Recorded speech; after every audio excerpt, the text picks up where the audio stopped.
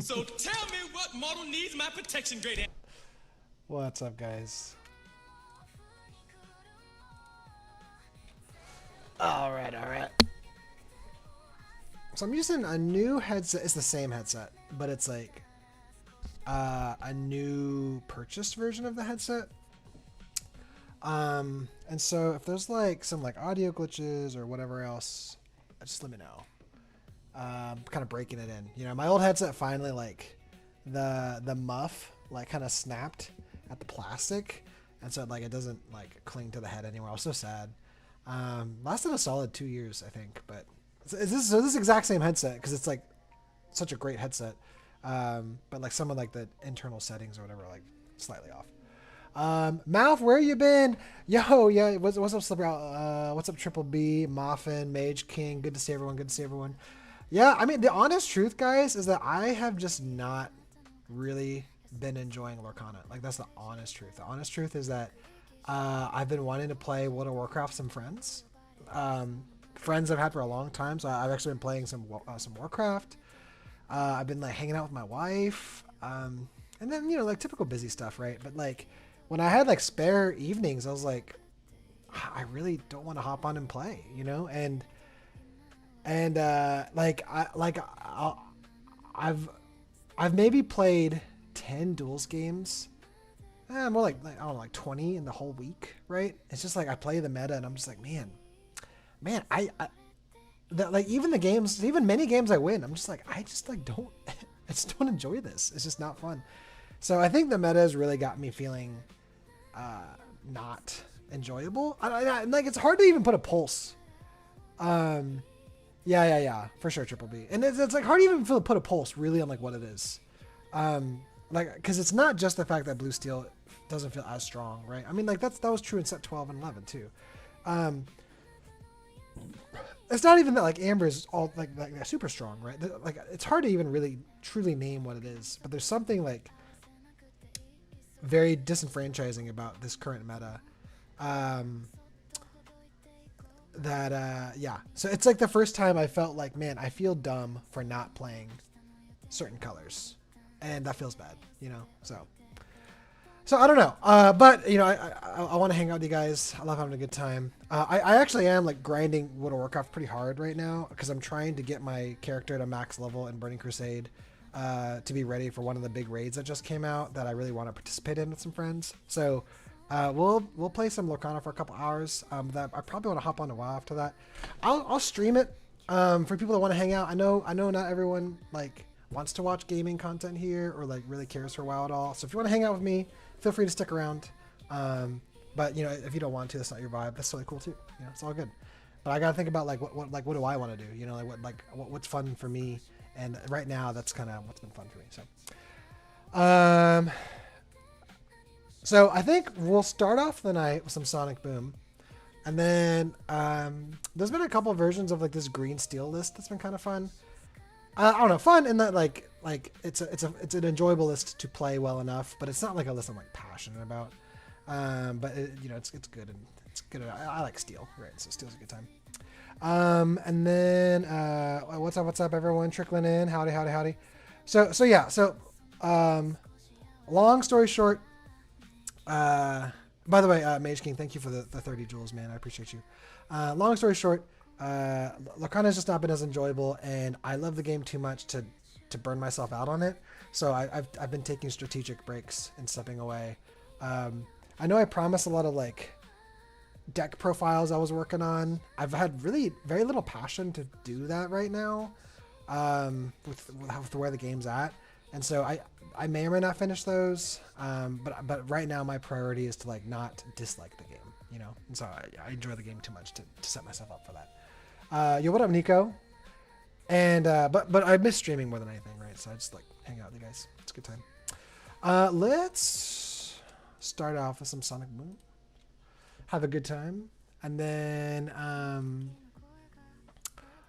I kind of want to mess around with some green steel. And there's actually this very silly blue steel list I want to show you guys. It's like a ward beast mirror nonsense build. So it's kind of funny. But it's like strangely strong in certain matchups. I made some changes to detectives too. So we might run some detectives as well. We'll see. Okay, by an ad break? Oh, it was just me just saying that, like, I don't know. I can't remember. Probably wasn't a big deal. Alrighty. Man, this would feel so good on the play. It's a little less safe on the draw. We are going to keep this line just in case. Okay, I mean, this is actually pretty decent. If I can greedily ramp, this is very strong. Okay, this demon deck. So Circle of Life songs. Okay.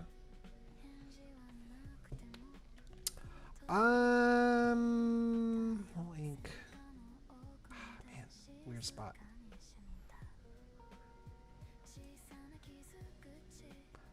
Tinkerbell. Oh, that sucks. It's just like a bunch of Ursula targets.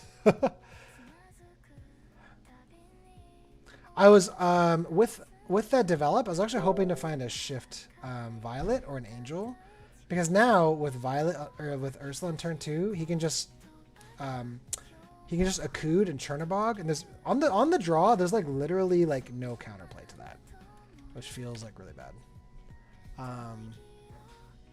Yeah, so he inked MMS, but he for like almost 100%. He's because they always seem to have it, man. That busted opening, like Akud Chernabog is almost like no counterplay. It's interesting. So this might be Moliere. Whoa, what? What the F? Okay, Todd. Okay. Circle of Life. Okay. Huh. Okay. I mean, if he has a Philip and he hasn't discarded anything valuable yet. I guess we just ramp. I don't know. This is kind of like I mean, he has like a gajillion singers, but like he has like no setup so far. Like that's interesting. This tells me he has another Akud in his hand that he doesn't know what to do with. Okay, there we go. So if he's gonna probably dump, he's gonna circle here, like Stitch. Stitch here would be devastating. I freaking hate this deck, man. Mage King, holy moly, Mage King with the $10 super chat. Wow, what? Thank you, Mage King. That's so generous of you. Can you show us one of your decks that you were working on? Whether you win or lose with it, I have fun seeing how you're thinking. You know what, man? For sure, we'll whip out some sauce for our boy Mage King. Holy moly! Thank you, Mage King. That's so generous of you. Okay. Cool. What a fun deck to play against. Okay. Jeez, this guy's just got everything he wants. If he has another Chernabog, is it just like game over? Maybe. Okay. Okay. How are we gonna do this? I think we dump Goliath here. If he answers Ariel here very easily, we're in a just terrible spot. Okay. Hopefully these Meilins keep sending like valuable characters to the bottom. But I mean, getting Strike is really good. So, my goodness. I love sauces. Barbecue for the win. My man, dude, we're in Kansas City. All we know is barbecue. Okay. I mean, he still kind of like hasn't done anything yet. He's probably going to quest out here, though. I don't know why he wouldn't. So we'll probably take out Chernabog and I guess Lenny. Establish Pete. Gosh dang it, dude. That sucks. I really wanted to keep this 3 arrows.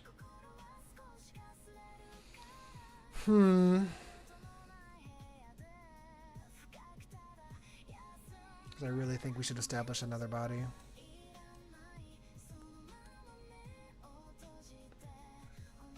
interesting that he kept lining up. So it's this total attack. So we have 2, 2. Okay. Lenny can squeak out extra lore. He's a free singer. We'll take out Chernobog. That's an easy decision. Who do we take out here? I mean, probably one of the Mei Lens. It's kind of the same as Lenny, like, honestly, for the situation that we're in. Okay. We're still very far behind. Yo, what up, Brian? Oh my gosh, my hair sucks.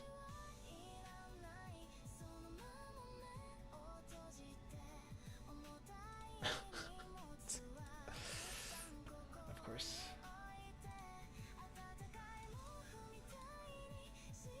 Of course.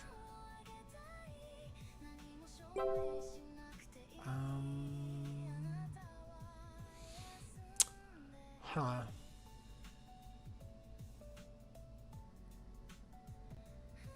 One, 2, 3, 4, 5, 6.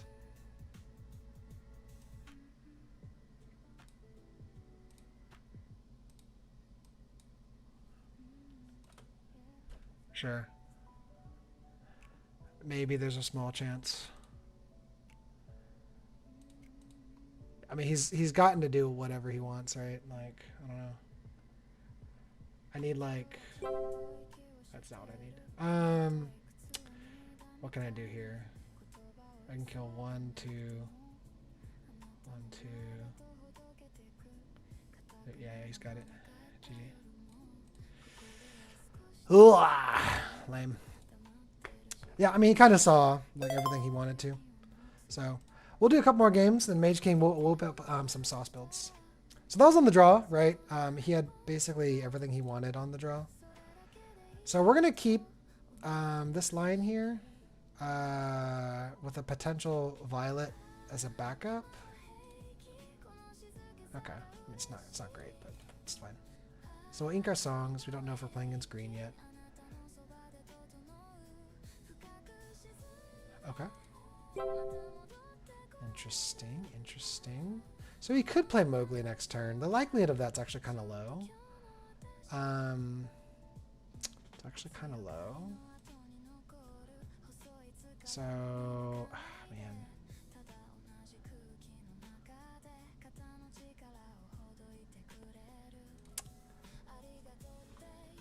It's actually kind of a tough situation. We'll just run.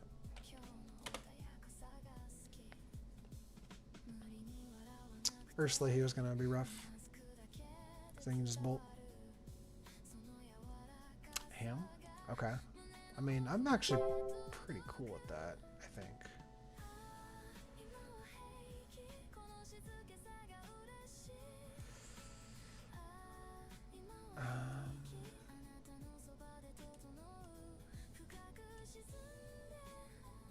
Man, I just don't have a good, like, follow-up turn to this. It's kind of annoying. Is it worth pinging Stitch?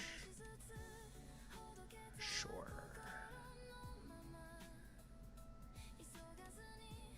Okay. That way, in case he like shifts, right? Like we'll at least have some damage on him before he gets the resist. Set us up for a little bit of that success, you know? A little bit of that success. Oh, okay. Okay. Wow, my man's... Okay. My man is the Lord of the Weenies. The Lord of the Weenies. I mean, this is actually pretty decent.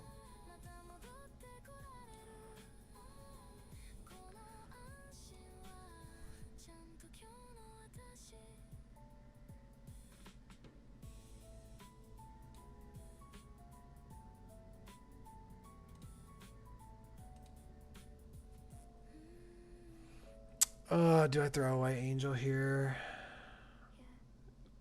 Or risk it?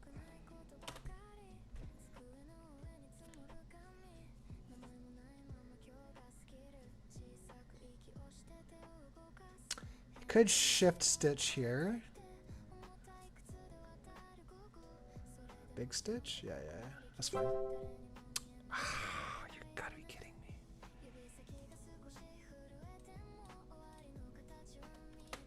Dude, if he Ohana's here, I'm gonna feel like an idiot. Okay. Oh, man. It's unfortunate, but it's fine. Hey, Tink, let's go. You ready for the Fairy Queen bomb? They call her the Giant Fairy. They call her rocking the boat, baby. Whoa, that's saucy. What the heck? That's interesting. I wonder if he runs Big Tink. Benja, dude, all these Benjas. It's funny. Okay, sure. My man wants to draw. Okay. Okay. Dude, he's just like, we're questing. Man, I can't do both. It's so annoying.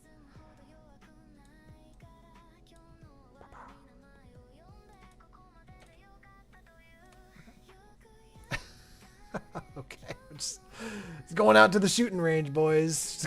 Just gonna take these aliens and fairies out back. Bella Calag, oh my gosh, you exist. Yes, I do. Yes, I do. Sorry for the long wait, guys. I know. The streaming boy is back. Old mouth. That's what they call him on the streets. Old mouth. All right. I mean, I think we like are in an unlosable position here. I mean, we're like approaching that. I mean, this deck just seems like it's a bunch of weenies. I mean, I guess like a shift Tink here would be like cute. I know it's Darkstar Brian. Oh, I hate that guy. Nah, dude, we love Brian here. We love Brian here. Brian, how's your? Are you still running that mid-range build? How does this do against Yurple? It's you know, Yurple's tough, right? I'd put it kind of like close to like old school like Blurple last set. I'd say like it's 45-55 on a good day. It can feel like 40-60 depending on, you know, play versus draw. Oh, okay. Okay. Interesting. Okay. Enchanted ranking? Yeah, we got to above 1700. It's all the Sonic Boom. I actually did like 10 games with Red Steel and ranked. It's so sad. I lost like all of them. And it wasn't even like terrible losses, but it was just like you just run into a single Amber deck and you just like lose, which feels so dumb. Yo, what up, Yarmy? Good to see you. Good to see you. By the way, I saw a couple people sub, but you didn't announce your subs, so I just want to say thank you. You know, it always blows me away whenever I like, you know, go a few days without streaming. This was like a week, and you know, you guys like, you know, you super chat, you donate, you sub, and it just like, you know, I can feel the love, right? You guys don't ever have to do that, but you know, I just always want you to know it's appreciated. So. Okay, man, we're on the dude. Classic mouth stream, just always on the draw. This is kind of interesting. This on the draw. This feels objectively bad, keeping this Merida, but the curve is so interesting. We're gonna try it. We're gonna try it. Okay. All right, yellow, purple. Damn, dude. Nothing. We'll take this incredible. All right, well, Ink Pass here is gonna feel stupid, but it is what it is. All these baby decks, dude. Yurple. It's funny how Yurple's kind of like just taking over green yellow's space. Oh, green purple control. Okay, that's annoying. So yeah, this is a Retro Evolution deck. So essentially, they're doing the same thing the Circle build's doing, except they're just like upgrading their characters constantly, right? So, Ink Pass there is unfortunate, but it is what it is. I think what I'd like to see here would be Todd, because Todd we can at least answer. Okay, Elsa, sure. So okay, we keep Mulan, right? Because we're now waiting for the Retro Evolution device. And And these decks do run Chernobog. Okay, so we're gonna ink Ariel. We'll find more of her. So we're gonna do this. We're gonna do ping and ping. Okay. So now we can Angel, discard, and take out Elsa.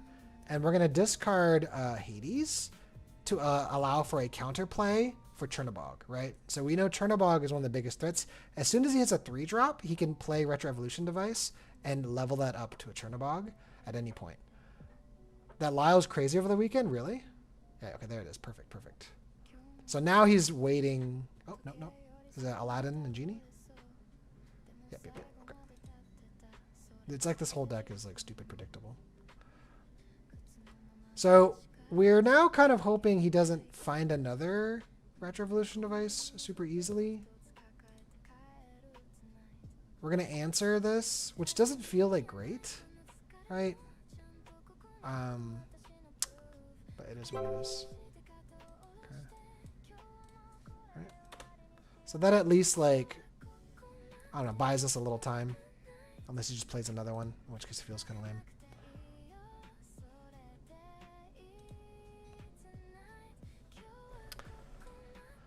So let's see what he does. I think that definitely kind of caught him off guard. The downside is that I don't have another Floodborn in my hand right now. So I probably should have thought ahead and kept that Ariel. But it's fine. So he could Chernobog here. I didn't have time to set up. Haha, F you.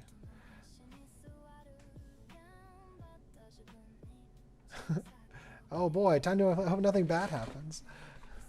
I mean, he's playing a really, really good deck. This is, in many ways, I think this is arguably probably better than the Circle deck.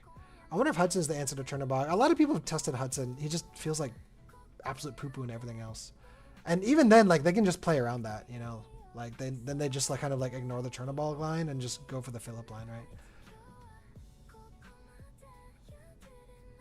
No, see, Belliclac, like, people ask, like, hey, Malf, where you been? Well, it's like, well, to be totally honest, like, I've not really been enjoying playing, you know? That's where I've been.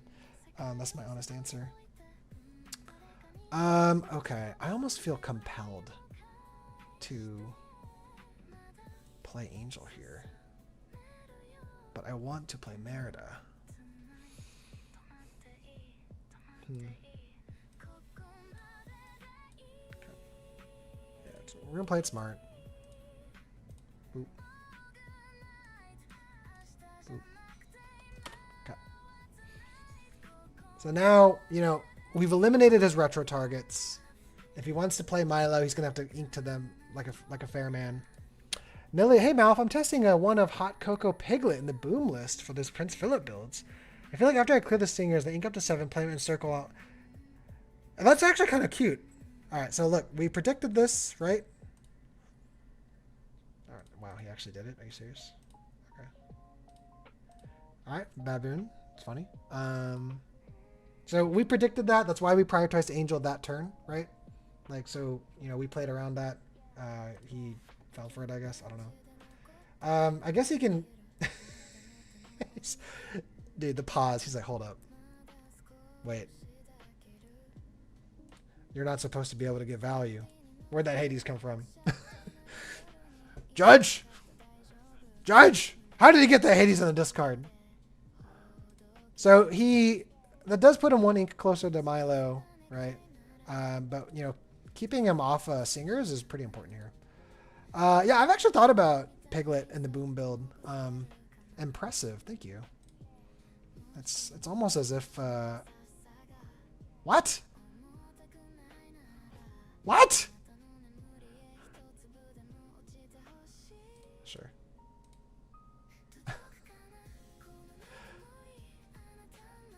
This guy literally just impressived me and then asked me to... Sure. Let it be known I am a benevolent streamer. I'll let you have your take back. That's how you know he's still in placements? I mean, you know, it's... I'll take my free window. Sorry, buddy.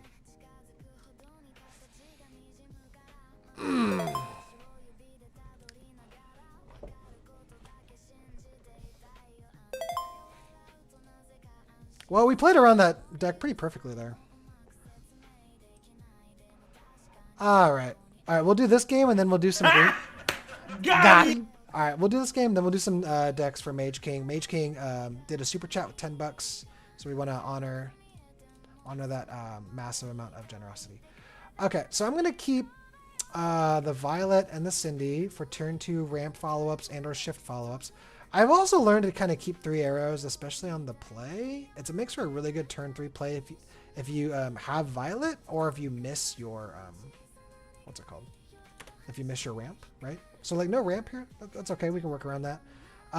But like what's really interesting, especially if you run into like the aggro build, right? Like princesses. Maf, where you been? Missed you, bud? Yeah, man. I just haven't had the Lorcana bug last week. I've been playing lots of Warcraft, and just my evenings have been busy, and yeah, you guys are gonna hear me say this a few times tonight, but I just have not been enjoying the meta at all. So it's been hard to like motivate myself to play. Okay, yellow purple. All right, here we go. Here we go. So if he plays Willow next turn, that'd be optimal here. We will.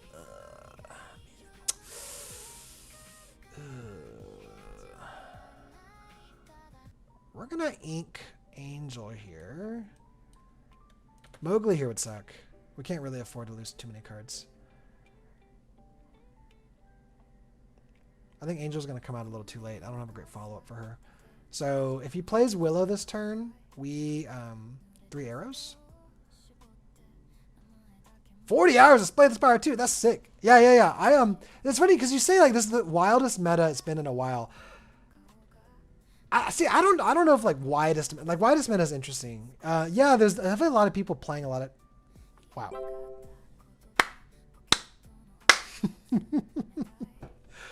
What are we gonna do, chat? I want you to whisper it into my ear. I want you to tell me, chat. What are we gonna do? What are we gonna do? What is it that I want to do? I want to play. Do it. Do it. I want to play 3 arrows. We are going to shoot these people. Bop, bop. It's unfortunate. Shift Violet and let it go the Alana way to ramp him. Get him to a faster Demona or Hades. I love it. Okay, nice. This is interesting. I could. Gosh dang it, dude. Like, F it. That's a shame. Man, I hate to lose a bolt, but I like need to ink. It's like stupid not to ink.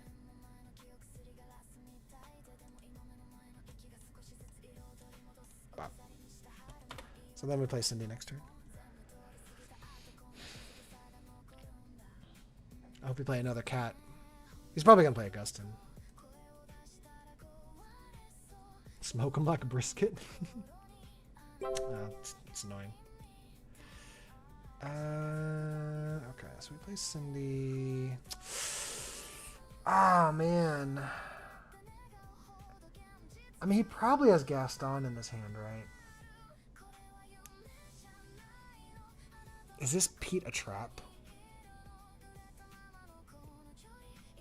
Probably is Gaston. I can't remember if he inked a Gaston.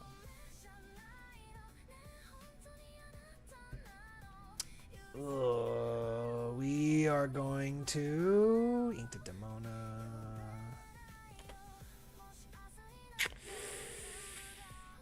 Because if he plays dumb, I'm gonna feel like an idiot. No! It's unfortunate. Augustin, sure. Ooh, baby, let's go. That feels good. That feels really good. Imagine thinking Augustin survives alone. Wow. I like that. That's pretty good. I mean, this is kind of unfortunate. That's okay. Give us another Merida. The people want... Sure. Ah, no.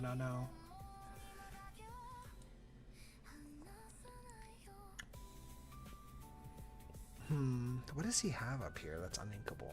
Maybe these are storms.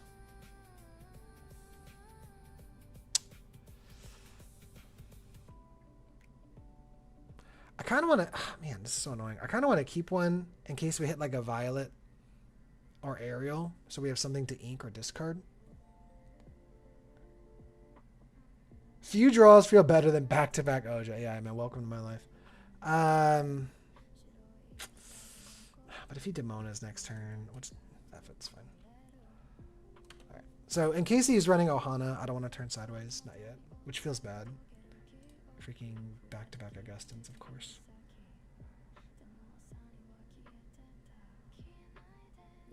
All right, so he's inked at least one Demona. I can't remember if he inked two. Yeah, wasn't his first ink a Demona? No. Cool. Man, must be nice to play that deck. I don't know what to say. Okay, that's cool. Sure. I guess we'll just chill for now. If he quests these, which I don't think he will, unless he has a way to, like, sure. Gosh, it's so annoying, dude.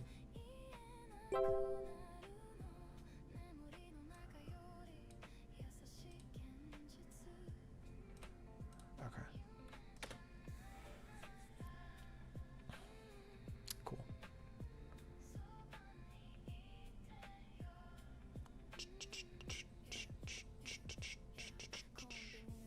Okay. Okay.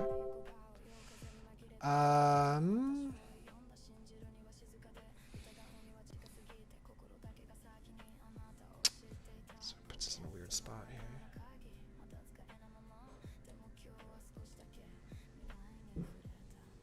Huh.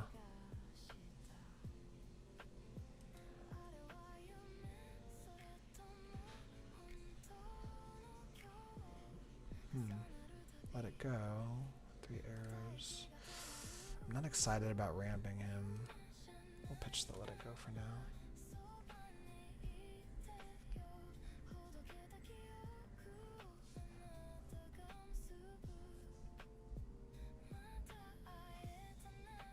Let's see what he plays here. I'm not really even sure what I'm hoping. I kind of need like a Goliath, I guess. Something to draw. We haven't hit a Goliath yet. We've gone through like almost half our deck. We haven't seen a single one, so we're due for one at some point. He's inked, I feel like he's inked 2 Demonas. And we haven't seen a Dumbo yet. I wonder if one of these is Storm. One of these feels like Storm.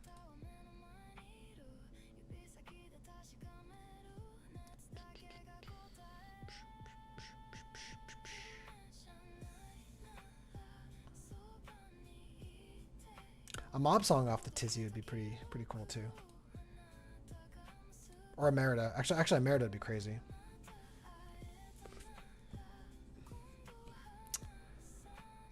Oh my gosh, dude. Just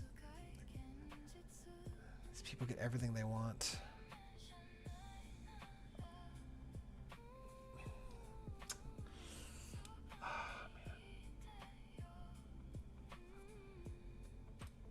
Feels terrible. I almost wonder if it was better just to let him draw. That feels better, at least. Interesting. That is interesting, isn't it?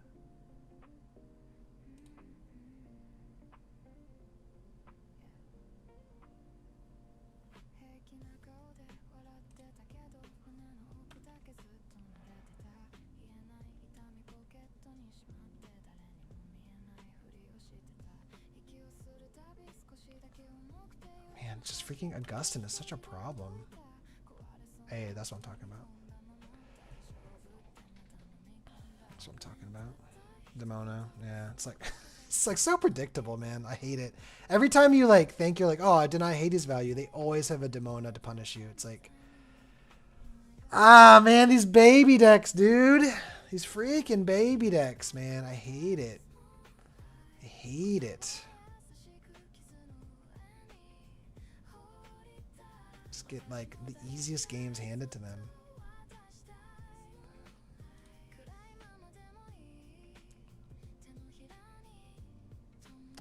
Alright, so our follow-up here.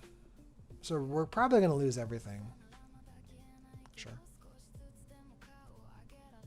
Okay.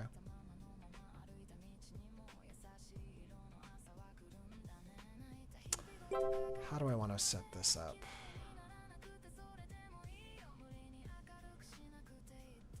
How do I want to set this up?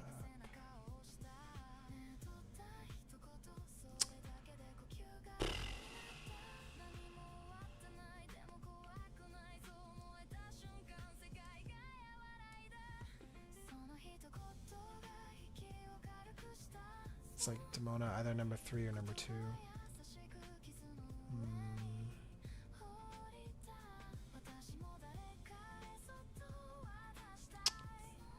Tinkerbell.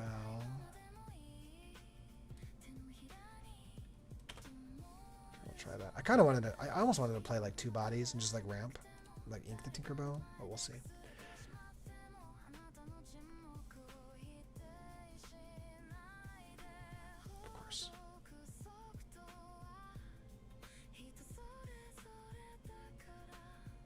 Probably have to let him draw this time. I can't just keep letting him have a free board.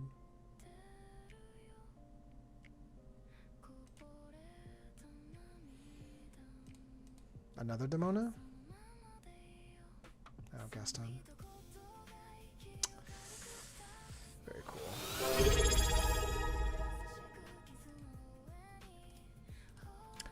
Chelsea underscore Tanner 213 just subscribed with Prime. Hey Chelsea, thank you so much for the Prime. I appreciate you.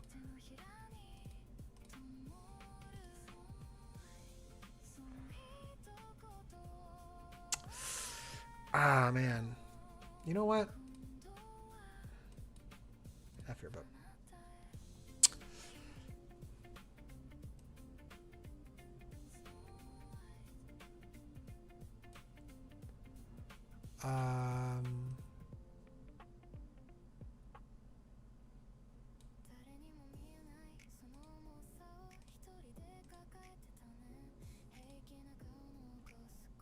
Try that. What are you playing, ICL? What are you playing the ICL this week? Also, if you need a testing partner. Good Lord, Illuminati. I had a stroke reading that sentence. What are you playing in the ICL this week?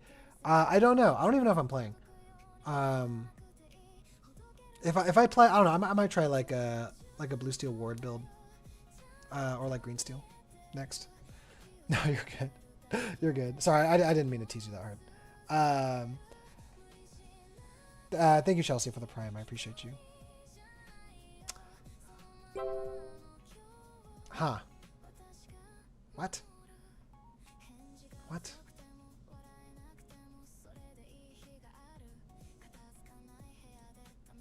What? Okay. Does he have Ohana? Does he have Ohana? Does he have Ohana?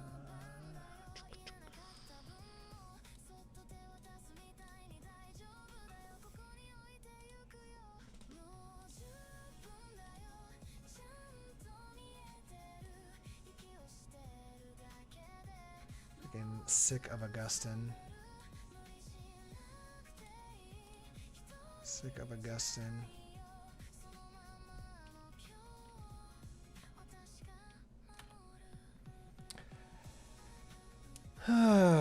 Raging Storm? Maybe? I don't know. I feel they're going to Storm. Yeah. That's what it feels like too.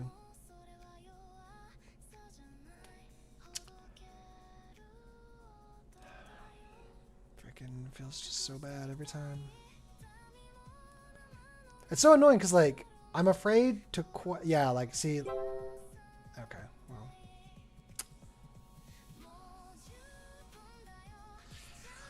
I hate it, dude.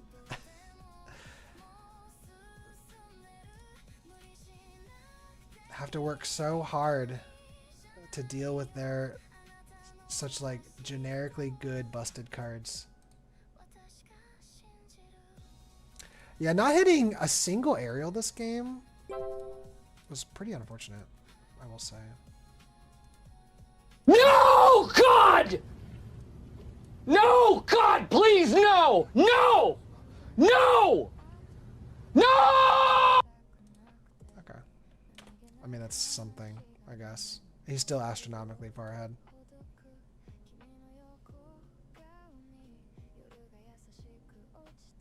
Yeah, just move that off. Demona finishes it off and just quest out. Sure, that works too. Sure. I think I need like Hades. Like I just need something to like restore the tempo of the game. Okay. Buys me time, I guess.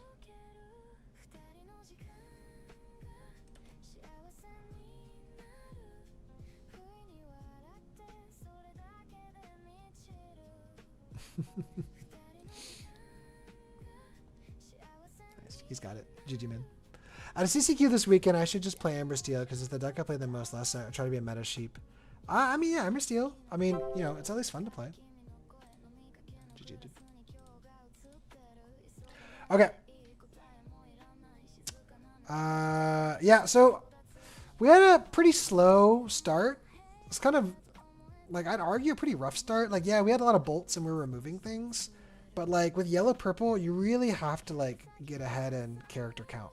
You just can't let them get ahead of you in character count because they just have so many ways to completely ruin the tempo of the game, right? Like they could, obviously they can work up to a Raging Storm, but like if you ever fall behind, Demona just never lets you restore.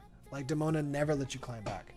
And so by not being able to like establish our draw engines or removal engines early, we really, the game got away from us. And you know, there was a couple of moments where we could have maybe started crawling into a comeback, but he just got to play like, you know, Gastons and like Hadeses for free. And just like, okay, so that's unfortunate. We'll play some of this ward build. So Mage King wanted to see something spicy, so I'll show you guys something spicy. I posted this a little bit earlier. It is very, very different. It's heavily inspired by our boy Kramer. It's called the Ward Board. That's what I'm calling it anyway. So it's utilizing a Darkwing Duck early game engine, right? And then it's a whole crap ton of ward. And it uses Ink Amplifier and Beast Mirror as a late game advantage engine. So it's a little silly. It definitely can catch people off guard. Yeah. And it's surprisingly effective in some matchups. So I'll show you guys some games. We'll show some games. Mage King gave us $10. We're gonna show him 10. We're gonna show him $10 of entertainment. Alrighty. So essentially, you just want your Darkwing cards early, right? So we're gonna keep Darkwing and Darkwing. Okay. This isn't like optimal, right? You know, we kind of don't really have a good removal curve here. But that's okay. Wing Pluto. Play Darkwing. We may have to just hardcast this. I don't know. Okay. Oh, man. Ranger Plan's interesting. Dang it, dude. This is tough. Because...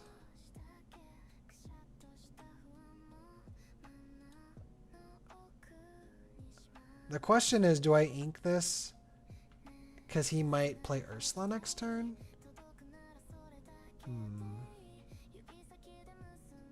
Or do I keep it? We're going to risk keeping it. Oh, man, I don't want to ink any of this stuff, to be totally honest. Okay, let's quest. That's an easy decision. We'll ink the plane. Feels bad. We're going to keep the strength. If he Ursula's me, I'm going to feel like an idiot.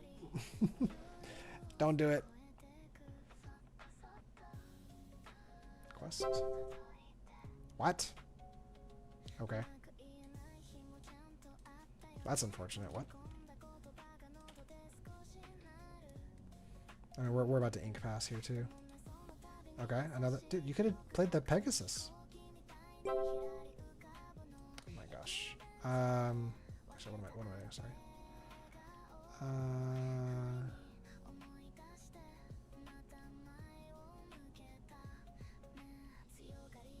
Yeah, I mean, I don't think he's going to challenge. I bet you won't. Now we just kind of race ahead. What is green still going to do against all these warded bodies, dude? Play Angela, I guess. Play ward, turn sideways. Okay. He's probably got like strength in his hand. He's like, surely he'll play a non-warded character at some point. Yeah, so that's one reason why we quested the Darkwing.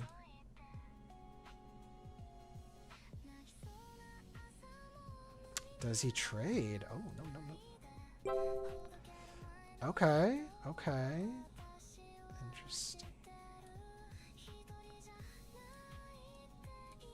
Get rid of the Vixie.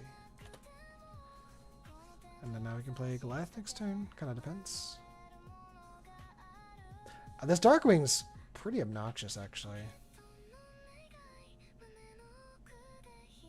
There's like there's like zero way that he gets rid of this like easily. Yeah, I mean, he can Angela here and set up for a trade. It's not bad, but it still like feels bad. They didn't respect the shift. I mean, he knew he had the shift. Like I'd inked the shift twice already. Okay.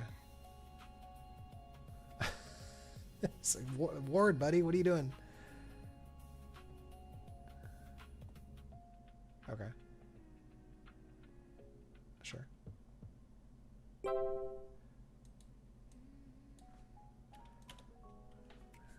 Hey, double strength? That's funny.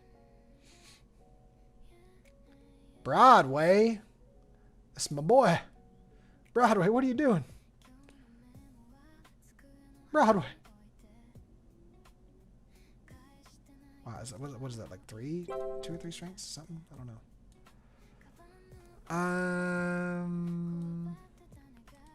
Boop.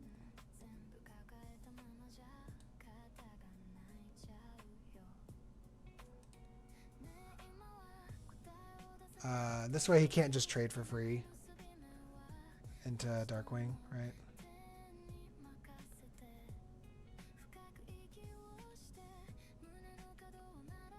I'm gonna just take out the Ursula, I don't know. Yeah, we'll just take out Ursula. It's fine. Okay. My buddy plays that warded Darkwing. It's so annoying. Yeah. You definitely have to like really understand how to like optimize getting rid of it without feeling stupid. Okay. Sure. Strength.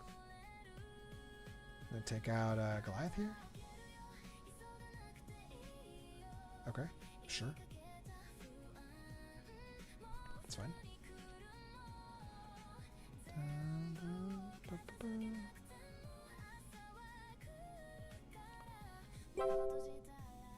Hey, let's go. That's super interesting. We're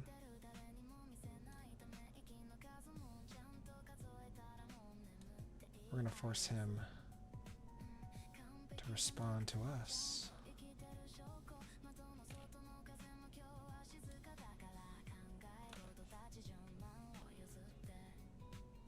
Ruh-roh. Vixie, okay. Sure. I just quested. He just like doesn't give a shit. Okay. Interesting.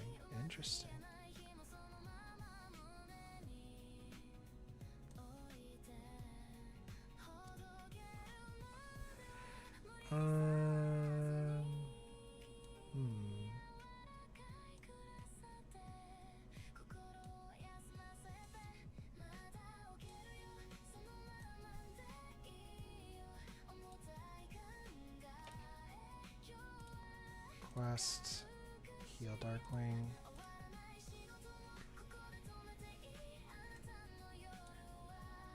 Take out Vixie. Pass. So if he wants to suicide his Broadway, I'm like cool with that. It's fine. Okay. Sure.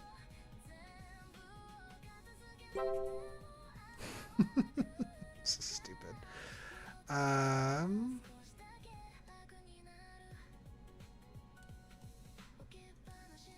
Sure. Don't really need it anymore.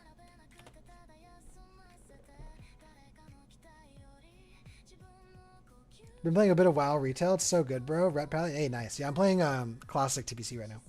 Classic anniversary, I guess. After your max.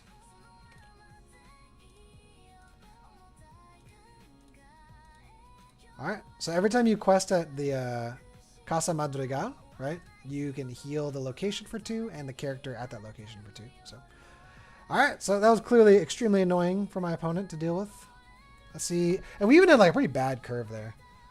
So we're gonna run it back. Did you not play at TBC back in the day? I did. TBC is what I started with. Like TBC is like my expansion. It's like the expansion I like desperately love. So whenever I get a chance to go back and replay it, I'm like, oh yeah. Okay, we're on the draw.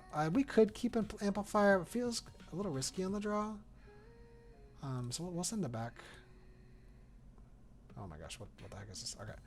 I mean, it's not great, but it's workable. Is it phase 3 yet? Phase 3 comes out Thursday. Okay. Ooh. I think we ink Tinkerbell here. No, ink Strength. No. What am I doing? Ink Tinkerbell. Yes. Alright, so we're going to flap something. Okay. Alright. Flap that.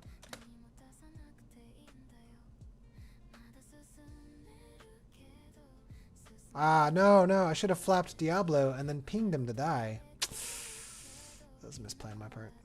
I started in TBC. Yeah. So when I was younger, I played TBC, and then I played Wrath, and then I went to college and essentially stopped playing at Kata. On the Classic re-release of everything, I went hardcore on Classic up till Nax. Then I had like a lot of busy stuff at work, so I couldn't finish out Nax. But I like got through AQ and stuff. I love it. Encourage. Did all of TBC, right? Cleared TBC, and then cleared Wrath. So Wrath felt amazing, right?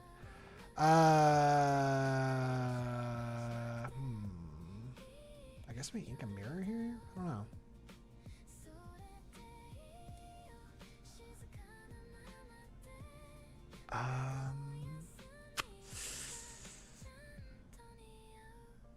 Dang, dude. I don't know if we'll be able to kill both of these in time.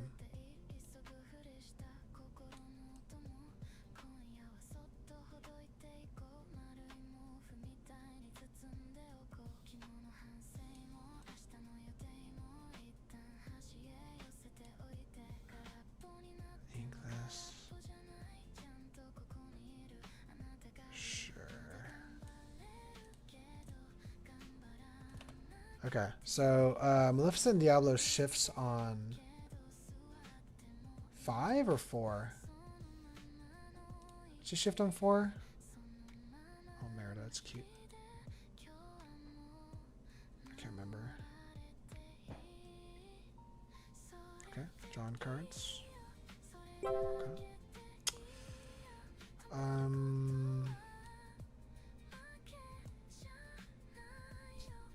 Shifts on 5. Okay. It's annoying, so we can't stop it.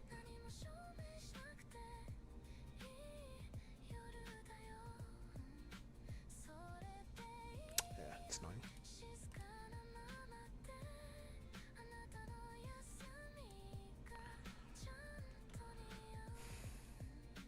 All right.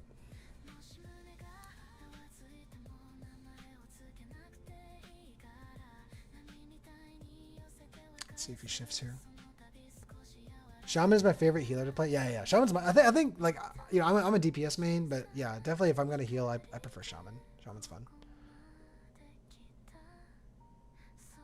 Yep. The real question: does he challenge here? He does. Okay. So he gets the single draw. Which I don't know if that's gonna be worth it, to be totally honest. To be toots nagoots honest. Boop. Boop. Pretty funny. Okay. We are just crawling. Crawling to this Goliath. Is this like relevant at all? Like,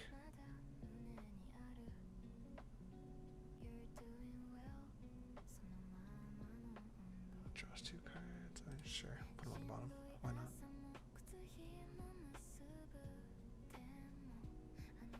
Okay, so I guess he has like a Demona in hand.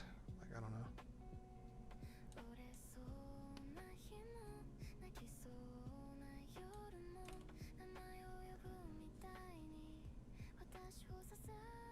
Yeah. Dude, every time, dude. We draw trash.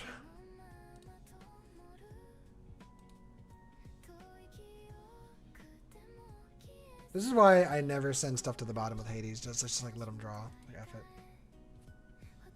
Wow. Okay, let Goliath live. That's very fascinating. Well, I guess he's locked, so it's kind of irrelevant, right? So, sure. Man, we just have like absolute shit. This freaking sucks.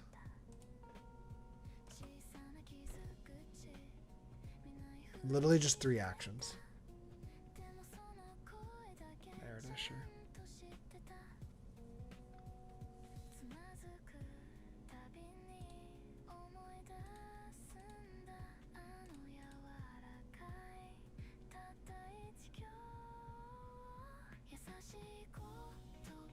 Okay.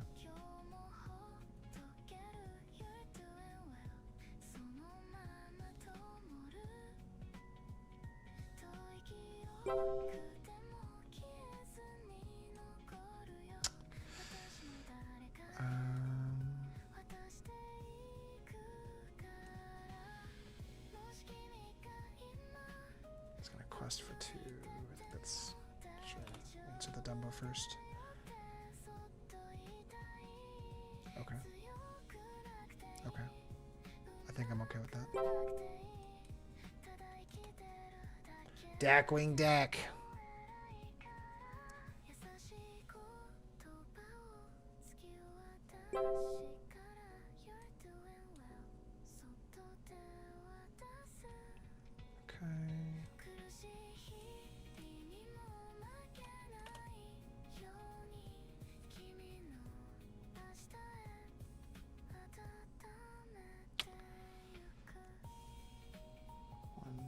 One, two, three, four. Yeah, he might be too far ahead.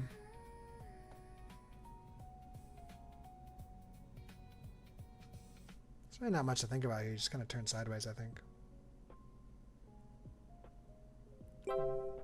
Wow, okay.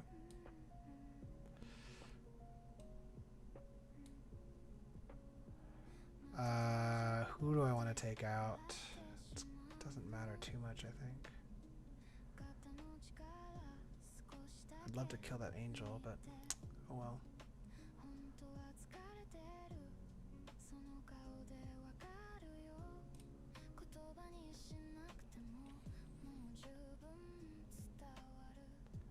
So if I quest and freaking angel.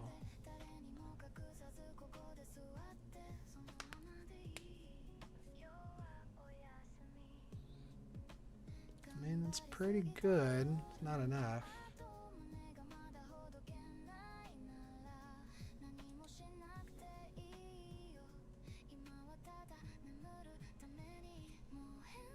This is definitely not what I need as a follow-up, though.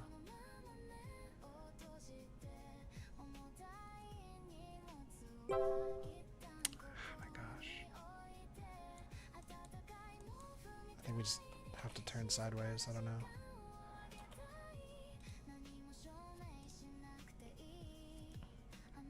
One, two, three, four, five. 1, 2, 3, 4, 5, 6, 7, 8, 9.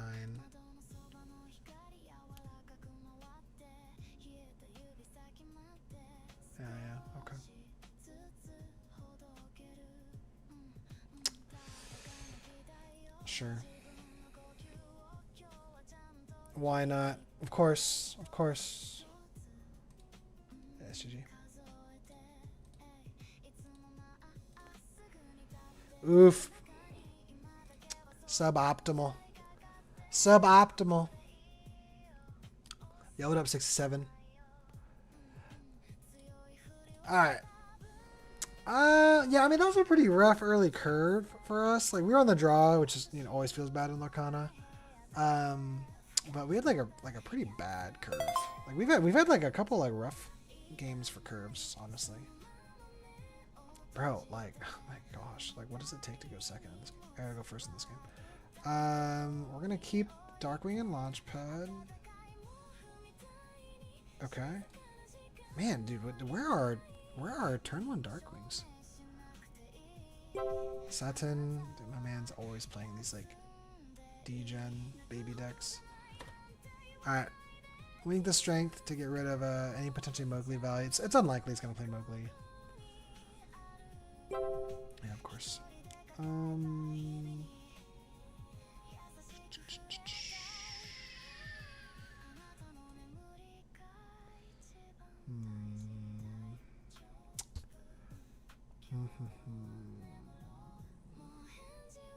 almost want to keep the ink amplifier like the Goliath for now.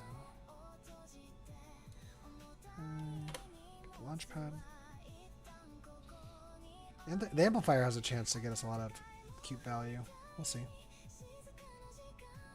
So what ink amplifier does, for people that don't know, it's an item. Whenever an opponent draws a card during their turn, you, like if it's the second card they draw, basically if they draw any card after their first card, then you gain an ink, right? So it's kind of cool. It's kind of cute, kind of cute.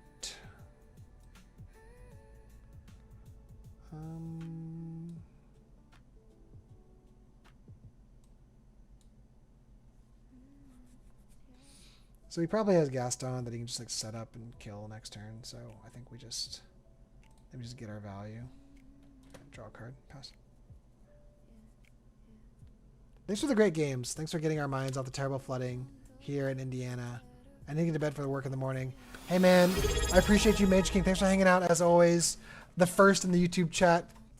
Hockey Dude 1645 just subscribed for 18 months. Yo, Hockey Dude, thank you for the sub. One of our longest supporters. I appreciate you, my man. Mage King, have a great night. And I did not know about the flooding, man. That's terrible. I'm gonna have to look into that. Yeah, I'll definitely be, praying for those that are affected by that. That sucks. Okay. Oh wow, Tinkerbell. That feels pretty good.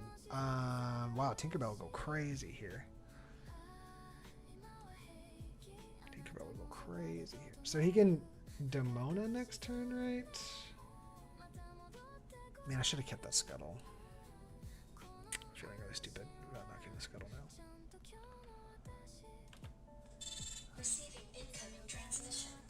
Yeah, so Demona here, yeah, it's just kind of like the brainless line. Yeah, I mean, basically, he literally just got whatever he wanted. Very cool. Very cool.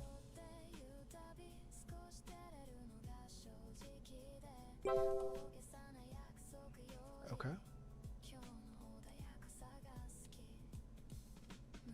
This feels like a terrible turn. Because it is a terrible turn.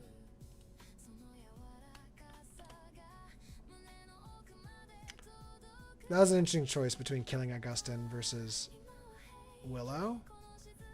I'm setting up for Tinkerbell next turn.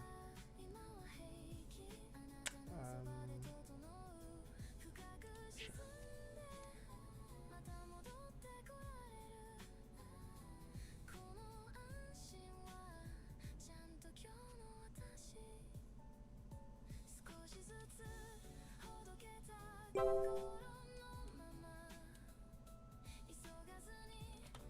Okay, that helps a little bit. Gosh, man. Sutton. Pre-rotation, all he played was green blue too. He just has a knack for playing these evil decks. Just has a knack for playing these evil decks.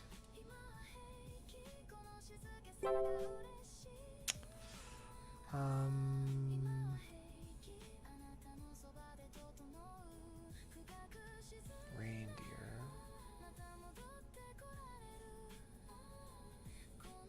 Get Cauldron. Yep. I wish Ink Prefer would have been a sail effect instead. So draw, maybe ink something from hand. Yeah, that would be cool. This deck is not evil. It's fair. It's a very interesting definition of fair. It is, of the meta decks, it feels the most. It is the most fair.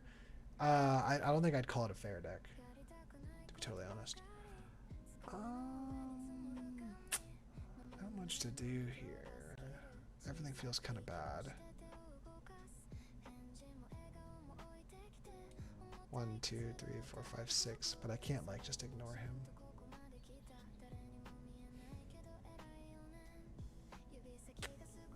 Yeah, we're kind of just in like a. Yeah, I think he's just got it. GG. To me, at baseline, Demona is just like a horrendously absurd card. So like at baseline, like Demona kind of like elevates a deck to being like a baby deck to me. And then essentially if your deck is flooded with absurd amounts of inkable draw engines, right? Like to me that already kind of elevates it to like being a pretty unfair deck, right? So, well, you know, when you have like Hades and Dumbo, etc. But now all of your removal is also inkable, right? So Elanwi, Augustin, support, you just Gaston, right? Like not all of your removal, clearly, like Sven's uninkable, right? Ice is uninkable, but like setting those up is absurdly easy. So, and I think there's a reason that Yerpal is like fighting for #1 with green yellow. It's because it's clearly like an overpowered deck, right? And so of the overpowered decks, it's the most fair, right? Because it at least like has lines that have some opportunity for counter, right? But it's margin. It is Blurple pre-rotation, where like Blurple was like foolproof, right? Blurple, like a lobotomized Grasshopper could play, you know. And so it's just a foolproof deck that has like very little margin for messing, or it has very little like. It has a lot of leeway, right? It has a lot of leeway. It allows for a lot of mistakes. Its high rolls are very oppressive, right, and really easy to set up. With very minimal counterplay. So like, so that's what I mean by like an unfair deck, right? Not clearly like, you know, it has like it gets beatable, like very like obviously. But it's like playing the game on easy mode. That's just purple. Well, that's not just purple, right? It's not just purple, right? Because, you know, red purple is very different in its power scaling, right? Blurple is very different in its power scaling, right? And so it's specifically the like crazy advantages that amber and purple have. Like amber and purple are the two best colors, right? So obviously when you put them together and you just have a semblance of a decent build, it's going to be very, very strong. All right, let's do another. We've not gotten like a good game with this build. Like we keep having like these trash games. A two-sided board wipe, uninkable 8 cost, can't be fairer than that. Well, I didn't say Storm, right? Like I never mentioned Storm.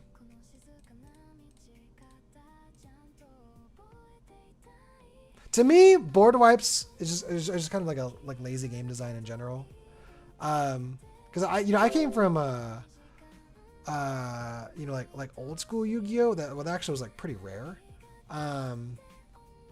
And so like the way to set up board wipes was actually took like a lot of convoluted nonsense, right? Like it was back when like you could run one dark hole and like that was it, right? And your opponent like, so yeah, if they had it, but like, you know, you couldn't bank on your one dark hole to win you games, right? And so it's cute. It's cute. Maybe like one of these.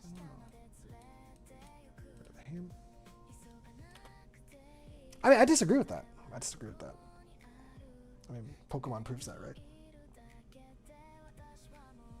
One Piece proves that. Yu-Gi-Oh proves that, right? In fact, you could argue most of the card games don't have like any sort of real reliance on board wipes.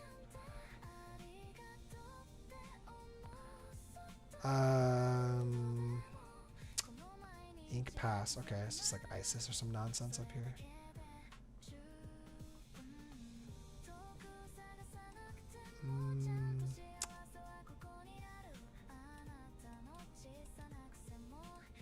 Oh, I'm at 3 ink. What am I doing? That was a 4 ink for whatever reason. Sure.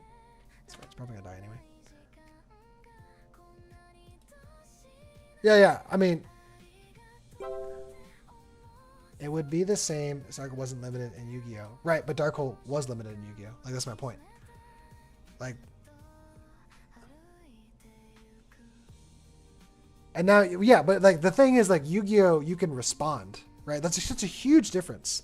Like they can try to board wipe you, but you can respond. That's a distinct, massive difference in the game, right? Like if Lorcana allowed me to respond to my opponent's turn, like yeah, like you know, board wipes, like it's completely different. Yeah, it's completely different, right? But that's not the case. Do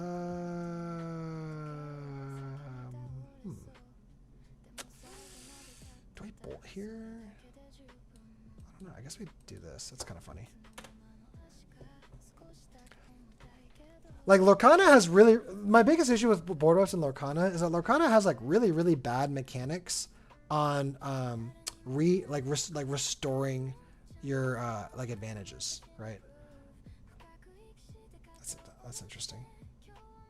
Terrain.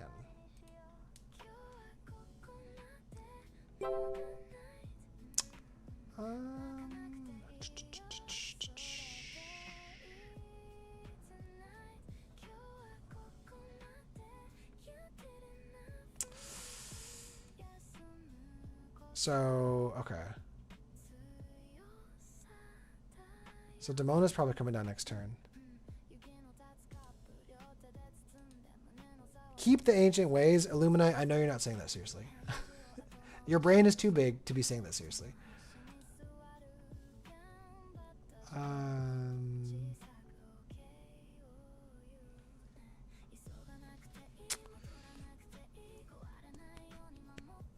Man, this feels so bad knowing Demona's coming down next turn.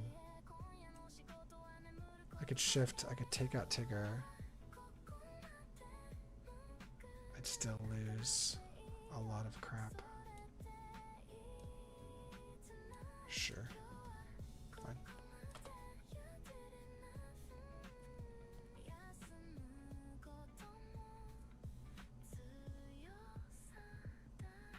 Yeah.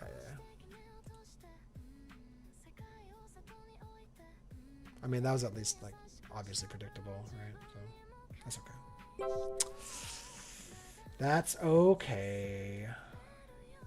I guess.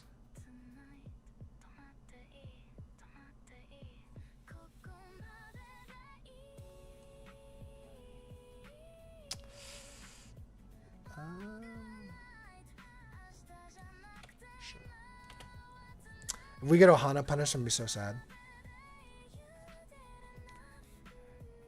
I pulled my third foil Darkwing and Launchpad along 2 enchanters. Is it telling to play detectives? Maybe. Oh, he does have Ohana? Nope, okay.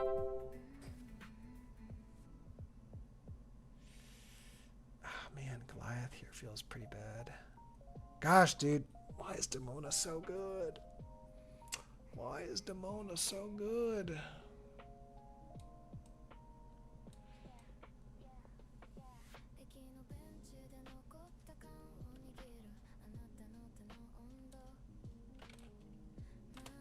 Whatever. Can you believe I'm not playing proofs of the set? Yeah. If you remove board wipes in Lorcana, like, honestly, like, they just need, like, make more cards like Angel, right? Make more cards where it's like, you know, you have ways to circumvent the mechanics in the game to do things in the game, right? Because the way the resource system is set up, Like basically what Amber's done is they've completely cheated the resource system and allows you to essentially accelerate to the win condition of questing in ways that the game was like not designed to do, in my opinion. Right. What are we doing here? Do I care about this Dumbo? I don't think I do, right?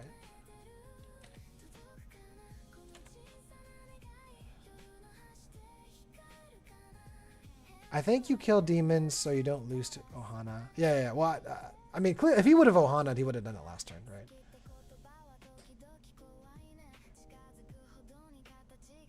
I think so, anyway. Okay. Well, what are we doing here? Just like, board wipes are in the game to watch Malfron rage. Yeah, it's true. Board wipes just don't feel, they just don't feel fun. They're just because they're not interactive, right?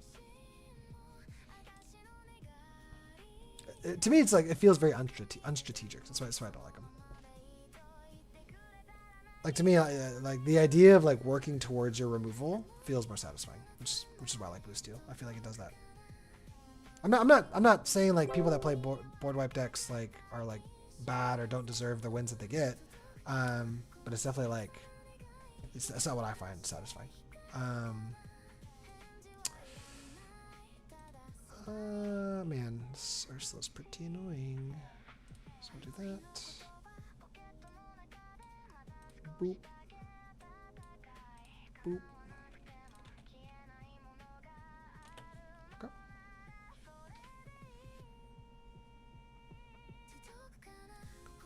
The old Darkwing. Ping, ping, ping, ping. Aha. I fear Mowgli. So, I'm pretty sure I'm questing faster than him. So he has to answer me. But what just happened?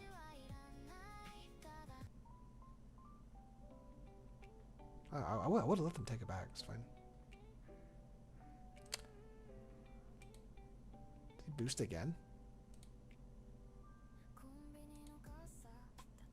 My man wants that ink.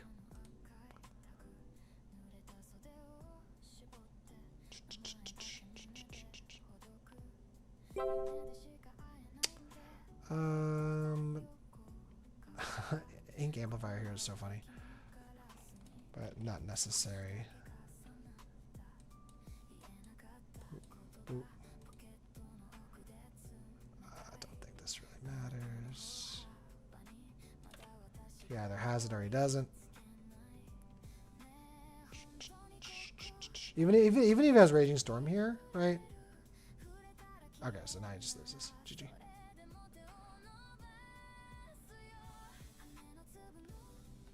He has a Demona? It doesn't look like it. Alright, well, we finally got a dub on this silly ward build. Against a pretty tough matchup, yellow-purple. Maybe he doesn't run Storm in this build. I don't know. It feels kind of weird not to run Storm. At least like 2, right? I feel like Raging Storm's too strong not to run. Unless you're doing, like, you know, my build, which is like a Madrigal build. Like, more committed to that.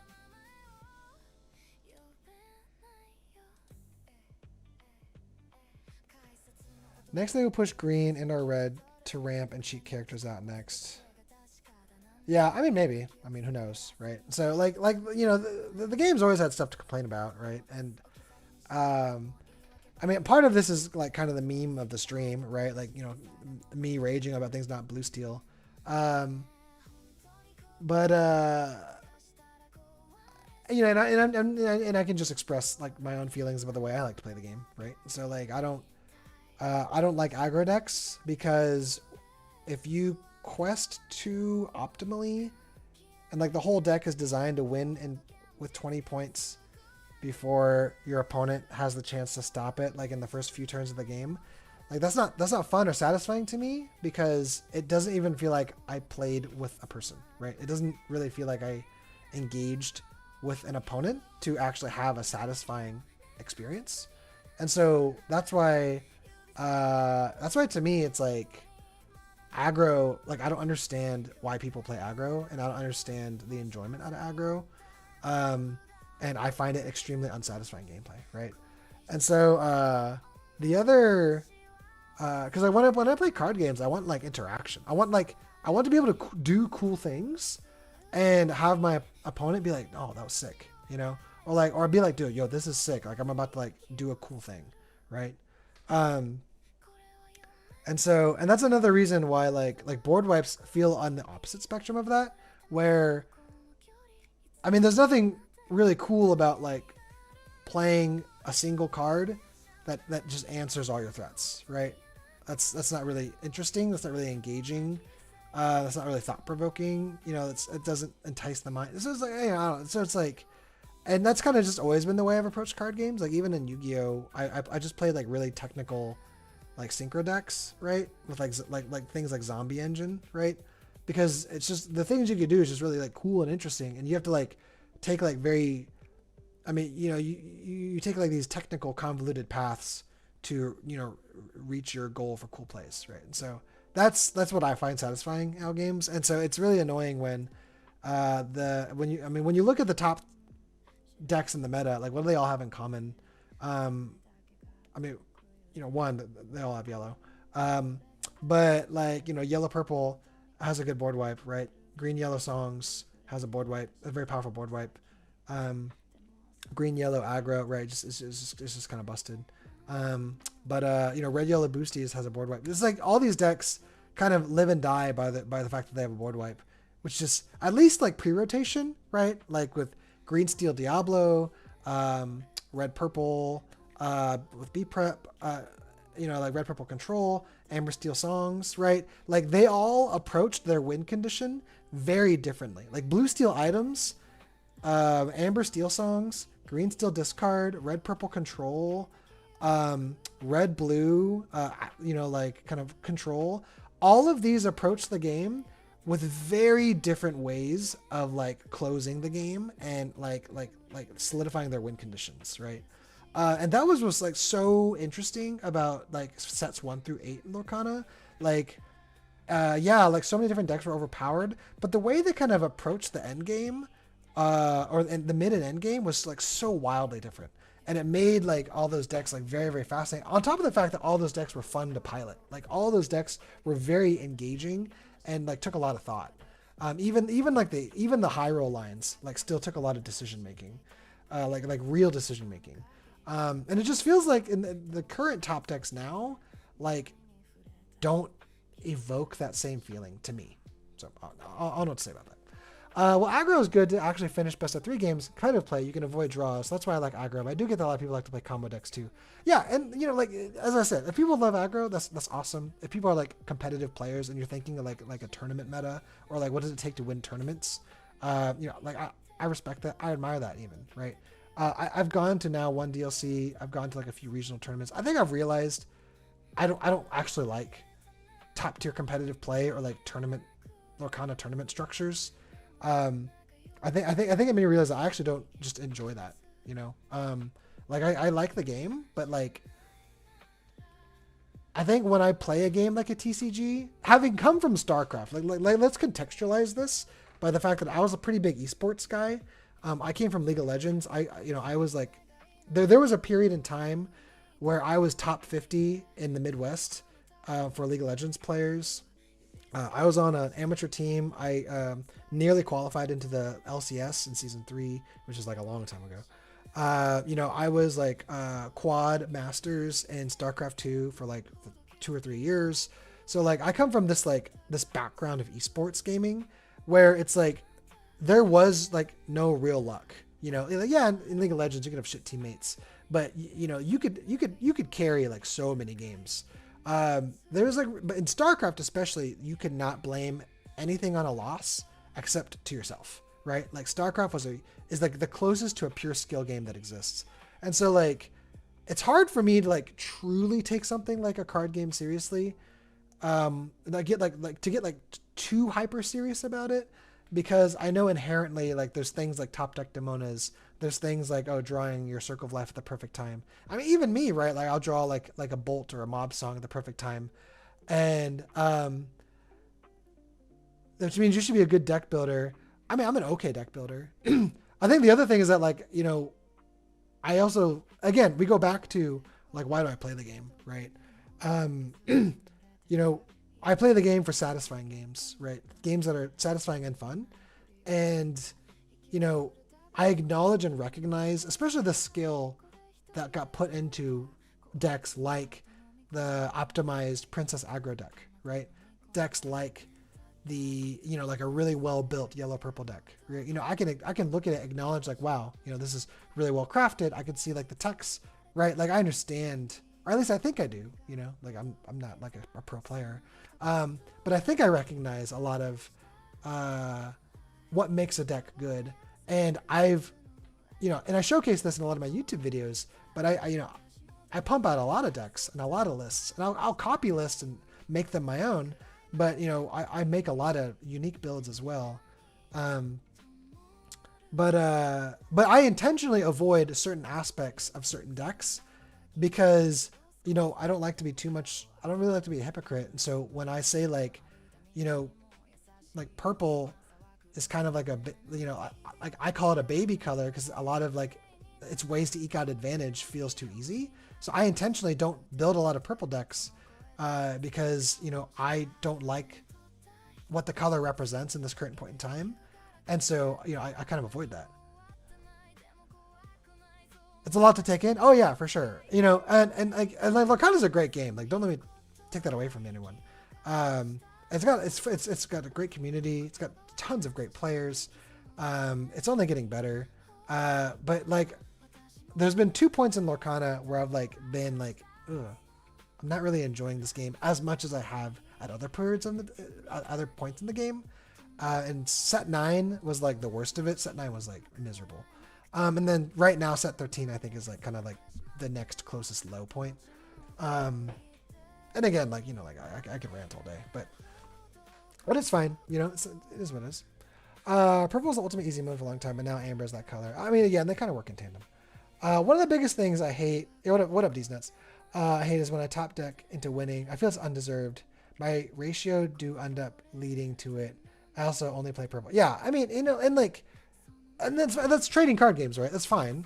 But it's like, I read the machine deck, the robots deck. Why is nobody playing that? Literally because of all the decks we just described. Because amber like turns off anything that's fun. Yeah, I mean, like basically anything yellow is just like shutting out that deck. And yellow is the best color right now. So I missed Sonic Boom for last set, to be honest. Yeah, I mean, set 12 actually ended up being pretty interesting, right? I mean, like literally if they just banned Willow, like set 12 I think would have been like one of the most interesting metas the game's ever seen. But dogs went completely unchecked. So cool. Let's play a little bit of green steel.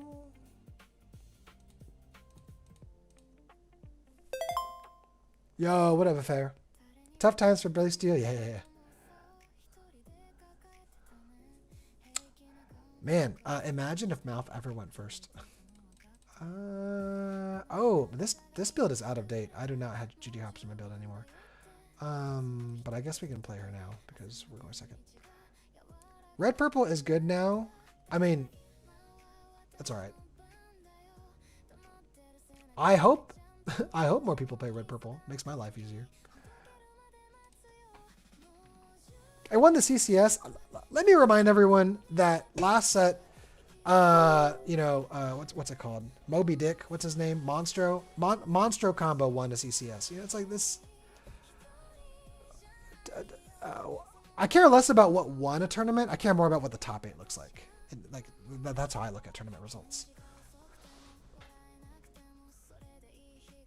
There's no way with 5 active sets people actually build every type of deck to almost perfection. I mean, I don't think you need perfection. I think you kind of realize the way that high rolls work in this game. There reaches like a point where it's like, sorry, I gotta stop yapping. I'll do this. Play Judy.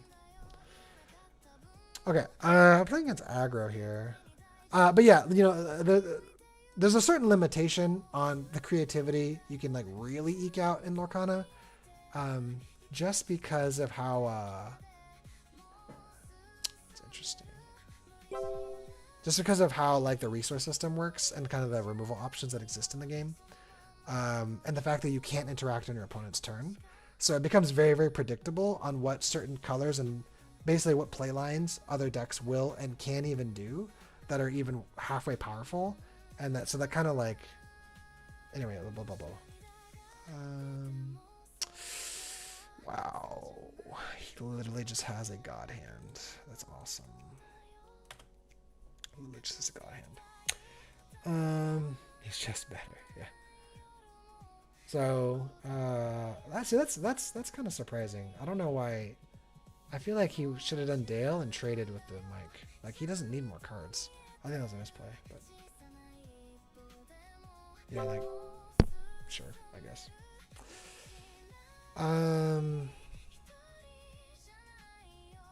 Okay, so Eleanor next turn.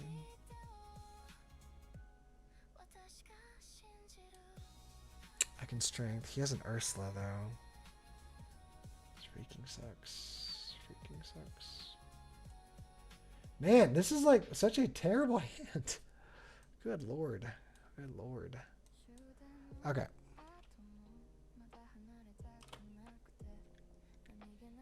Snake Tips and I are going to play in person face to face. Yeah, it's obvious.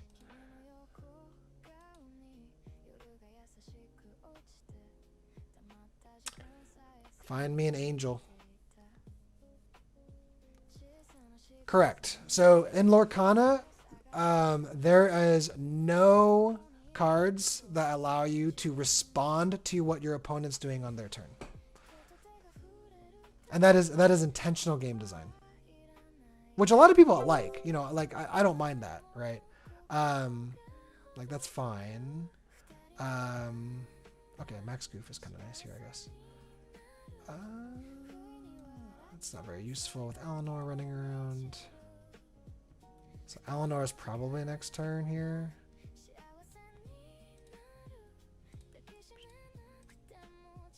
Guess we'll take out this Dale.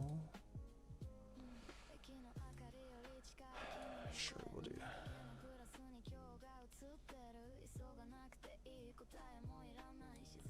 I guess.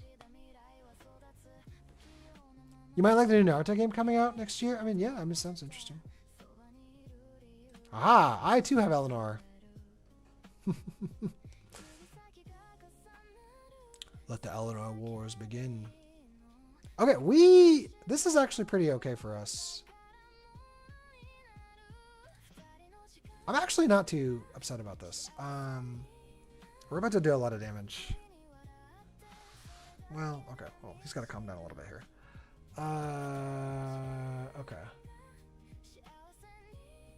I mean, he should, yeah, Max is the correct decision there. Okay, that's a nice follow-up, for sure. What am I doing? This, okay. Okay. What are we doing here? Take out Mike. Take out Willow. Do this. We'll finish this off with Eleanor. We'll keep Mike. And then we will finish off the Willow. Boom. That's a pretty good turn. That's a pretty good turn. And now we can sing a whole bunch of stoofs. I actually think we're going to be okay. I actually think we're in a pretty good spot here. Second Eleanor. That's annoying, but that's okay. We can respond to both. Kind of want Huntsman to live here. I don't think he's going to suicide Huntsman. Right? Dude, imagine thinking his Eleanor's safe. It's so funny.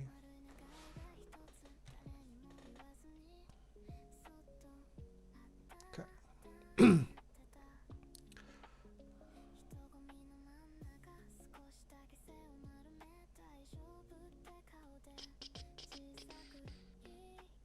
Okay, I mean, he's very ahead in lore, but we'll figure it out.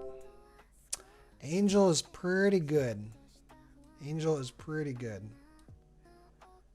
That's pretty good.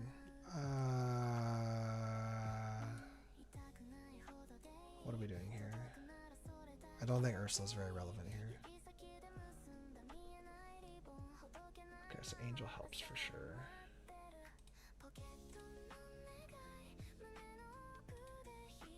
Do that.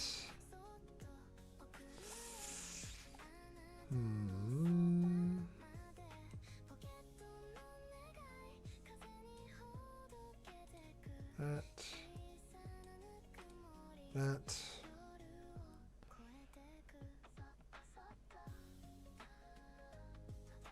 Can I finish off everything here?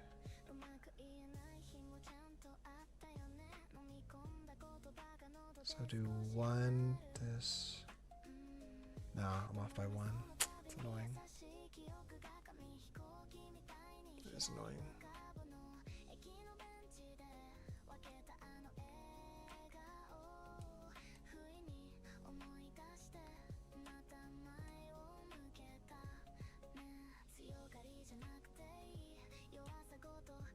So if I ping there, yeah, so no matter what, someone's gonna live. Okay, then Eleanor trigger. Okay. Yeah. I would have saying Bolt with Shift Todd and kill Mike with Huntsman. Oh yeah. That's a good call. I think I would have still been. I think one character still would have lived, with the way the math was checking out. I might be wrong.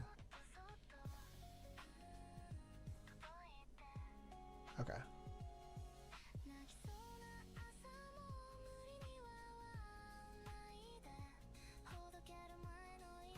Live and die by this Angel, dude. Okay. It's pretty toxic. 1, 2, 3, 4, 5, 6, 7. It's pretty toxic.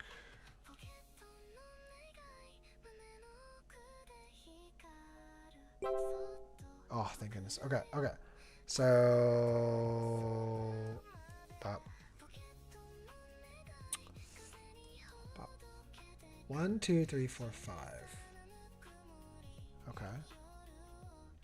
Quest. Do that. Do that. Because we need to start actually questing. Get rid of that. What am I doing? What are you doing, Mouth? Okay, there we go. Quest. And then sure, we'll get rid of Nani. Okay, and then let's do one on the Willow. Touch the sky, it's pretty funny.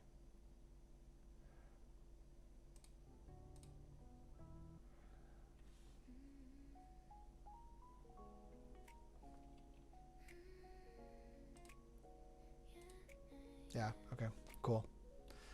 Imagine drawing half your deck with 3 mics and playing 2 Eleanors and still losing, dude. And being on the play. Why would they quest? I mean, they had I was gonna win the game. Like if we view board, right? Like next turn, 1, 2, 3, 4, 5, 6, 7, 8, 9, 10, 11, 12, right? So I mean, I'm going to 19. You know, he doesn't have time to wait, in my opinion. And Angel's gonna kill like a character every turn, right?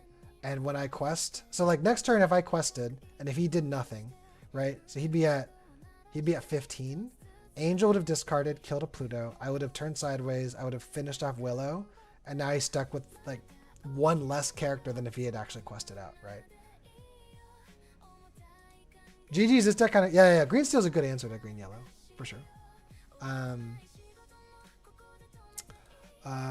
Why waste time? Just scoop. Oh, for sure. I mean, yeah. No, if you want to play the game, that's fine. Is this site good to use? Is it free? Yes. Yeah, I definitely recommend duels.inc. It's amazing. It's a huge gift to the community. It's made by like one French engineer guy, and he's amazing. His name is Luz. And yeah, like it's all the cards are free. The ranking system's incredible. It's very smooth. It's on mobile and desktop. What does Angel do? So Angel is a 4-cost steel card Once per turn, you can discard a card and do 2 damage to a chosen character. So she's like recurrent removal on a body on a character, which is pretty valuable in a card like in a game like this. Snowballs, baby, all day. Good lord, man. Like, first off, going second again. All right, so we'll keep these two. Mushu honestly feels pretty bad on the draw. Well, we'll keep that. It's fine. I mean, that's a decent curve, to be totally honest. Uh-oh. That's not a good sign.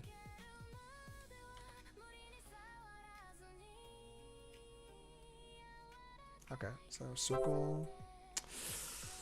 Oh man, this sucks. This is freaking Chernobog. It's gonna piss me off. No Chernobog. Dude, F your circle of life. Okay. So we got Moliere, Todd. So he's probably gonna play Todd next turn, if I had to guess. Moliere, Angel, Todd, Lenny.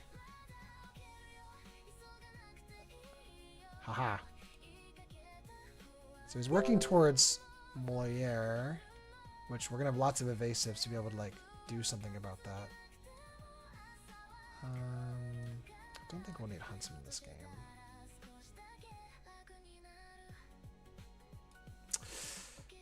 It's incorrected. So Moliere is... He's gonna play Moliere next turn, probably. So we're gonna get Mushu just to set up answers to Moliere. Okay. Hold them Ursulas? I thought that was a good turn to play Ursula. To make sure there's no Akud. Yeah, okay, so we have to answer this Moliere for sure. Is Touch the Sky very relevant here? I don't think so.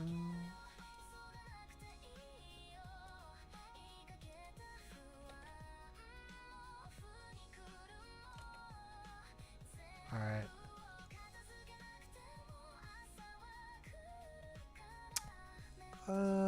I actually think I ping the Lenny here to set him up to die. I was just saying it's the songs for Ursula. Oh, yeah, for sure.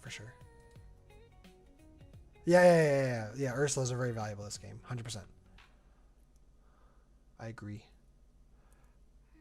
Wow, no Blue Steel. Yeah, well, we were playing Blue Steel to start the stream. So we're kind of mixing it up.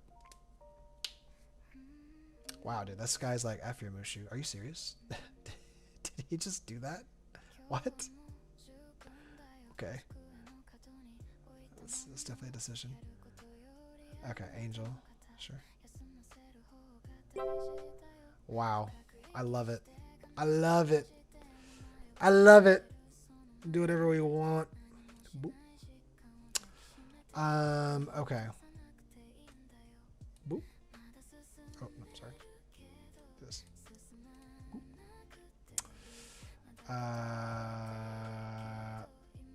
I think we actually kill. Don't think we need to touch this guy. Because these can answer the Eleanor. So I'm gonna. So Lenny dies this turn. It's just a matter of who we bolt. I think we bolt Ursula.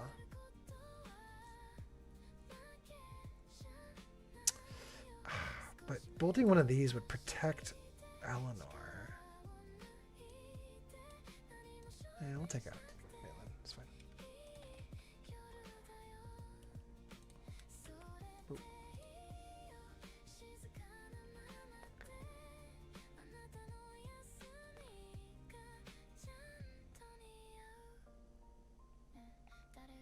Okay. This is such a good card, dude.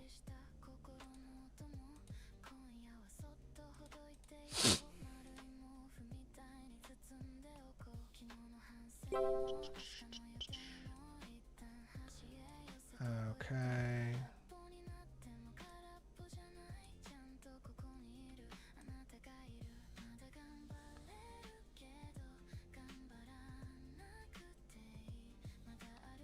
So quest. So 1, 2, 3, 4. It takes me to 16. Do I care about this angel? I don't think so, right? He's got like all the singers he needs. No.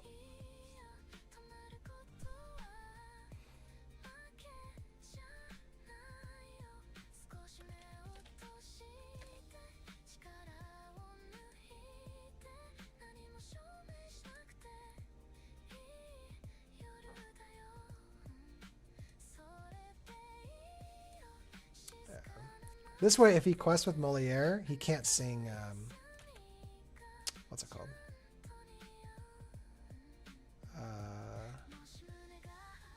Circle of Life. So now if he wants to search for answers, it's not going to include Circle. Yeah, exactly. Exactly. It's very correct, Nico.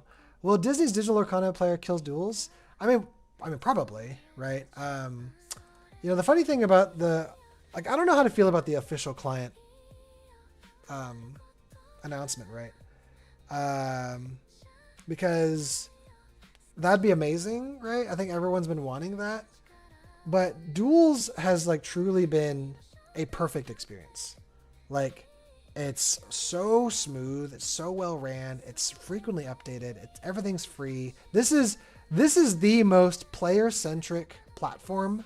Like what do the players want? How do I make this experience better for the players that I've ever seen in my life? Like, I've never seen such a player-centric experience like Duels Inc. Like, Liu's is truly a, like, a paragon of the community. My big fear is that the official platform, one, I mean, it's going to have some sort of monetization, right? Like, that's inevitable. My fear is that it's going to, like, be actually way too grindy to finish your collection. That you'll only be able to play what's in your collection, right? And that whatever you can get through free play is going to be, like, miserable. And so it's either going to be playing a lot. And my real big fear is that you'll have to actually get play sets of everything online too. Like, instead of just, like, unlocking a card, you have to unlock 4 of that card or whatever. So you literally have to rebuild an online collection. There's going to be no crossover with your physical and online collections. Like, they're not even going to attempt that. And my fear is that if you are streaming on their official game, that they will crack harder on you to comply for whatever nonsense, right? So these are my 2 big fears. Is that the monetization will really kill a lot of the vibe of the streams.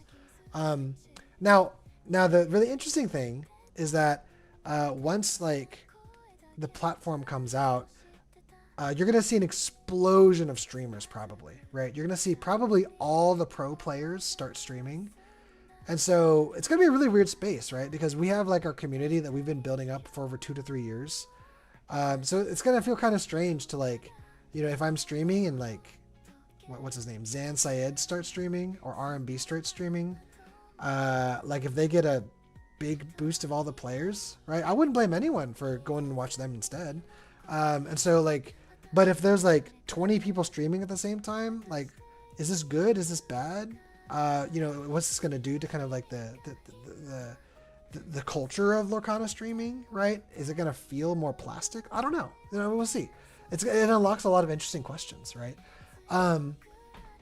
I think I'd rather have an official platform than not one day. But my hope is that they take a lot of good lessons from things like Duels and Pixelborn and really try to make it as player-centric as possible. With the way Ravensburger Play Hub and what's it called? And the Lorcana app has shaped out so far, I'm not, like, optimistic. I really hope they hire a solid team, because so far everything they put out is, like, trash. I hope smaller names still get their viewers, right? So, yeah, I mean, part of my fear is because, like the Lorcana, I mean, I'm, like, protective of this community, right? Because I've become kind of a big name in this community, but, like, you know, we have a really cool community here, right? You know, like a lot of the like Lorcana Twitch crew, especially on the North American side, you know, after 6 p.m. Like really knows each other, supports each other, right? There's a really cool culture. And you really see people that like people just throw on a camera and like you'll get like 5 to 15 viewers if you're just halfway consistent. And that's just so cool to see so many people that had no streaming experience. And I was one of them. No streaming experience. Well, actually, I streamed League of Legends back in the day, but no streaming experience, no real platform, and you can just like rise up and like become someone's favorite content creator. That's just so cool. And I feel like the Lorcana pro scene is already kind of like a weird thing, right? There's like a lot of like weird. There's like drama that's like feels a little artificial, and you know, I don't know.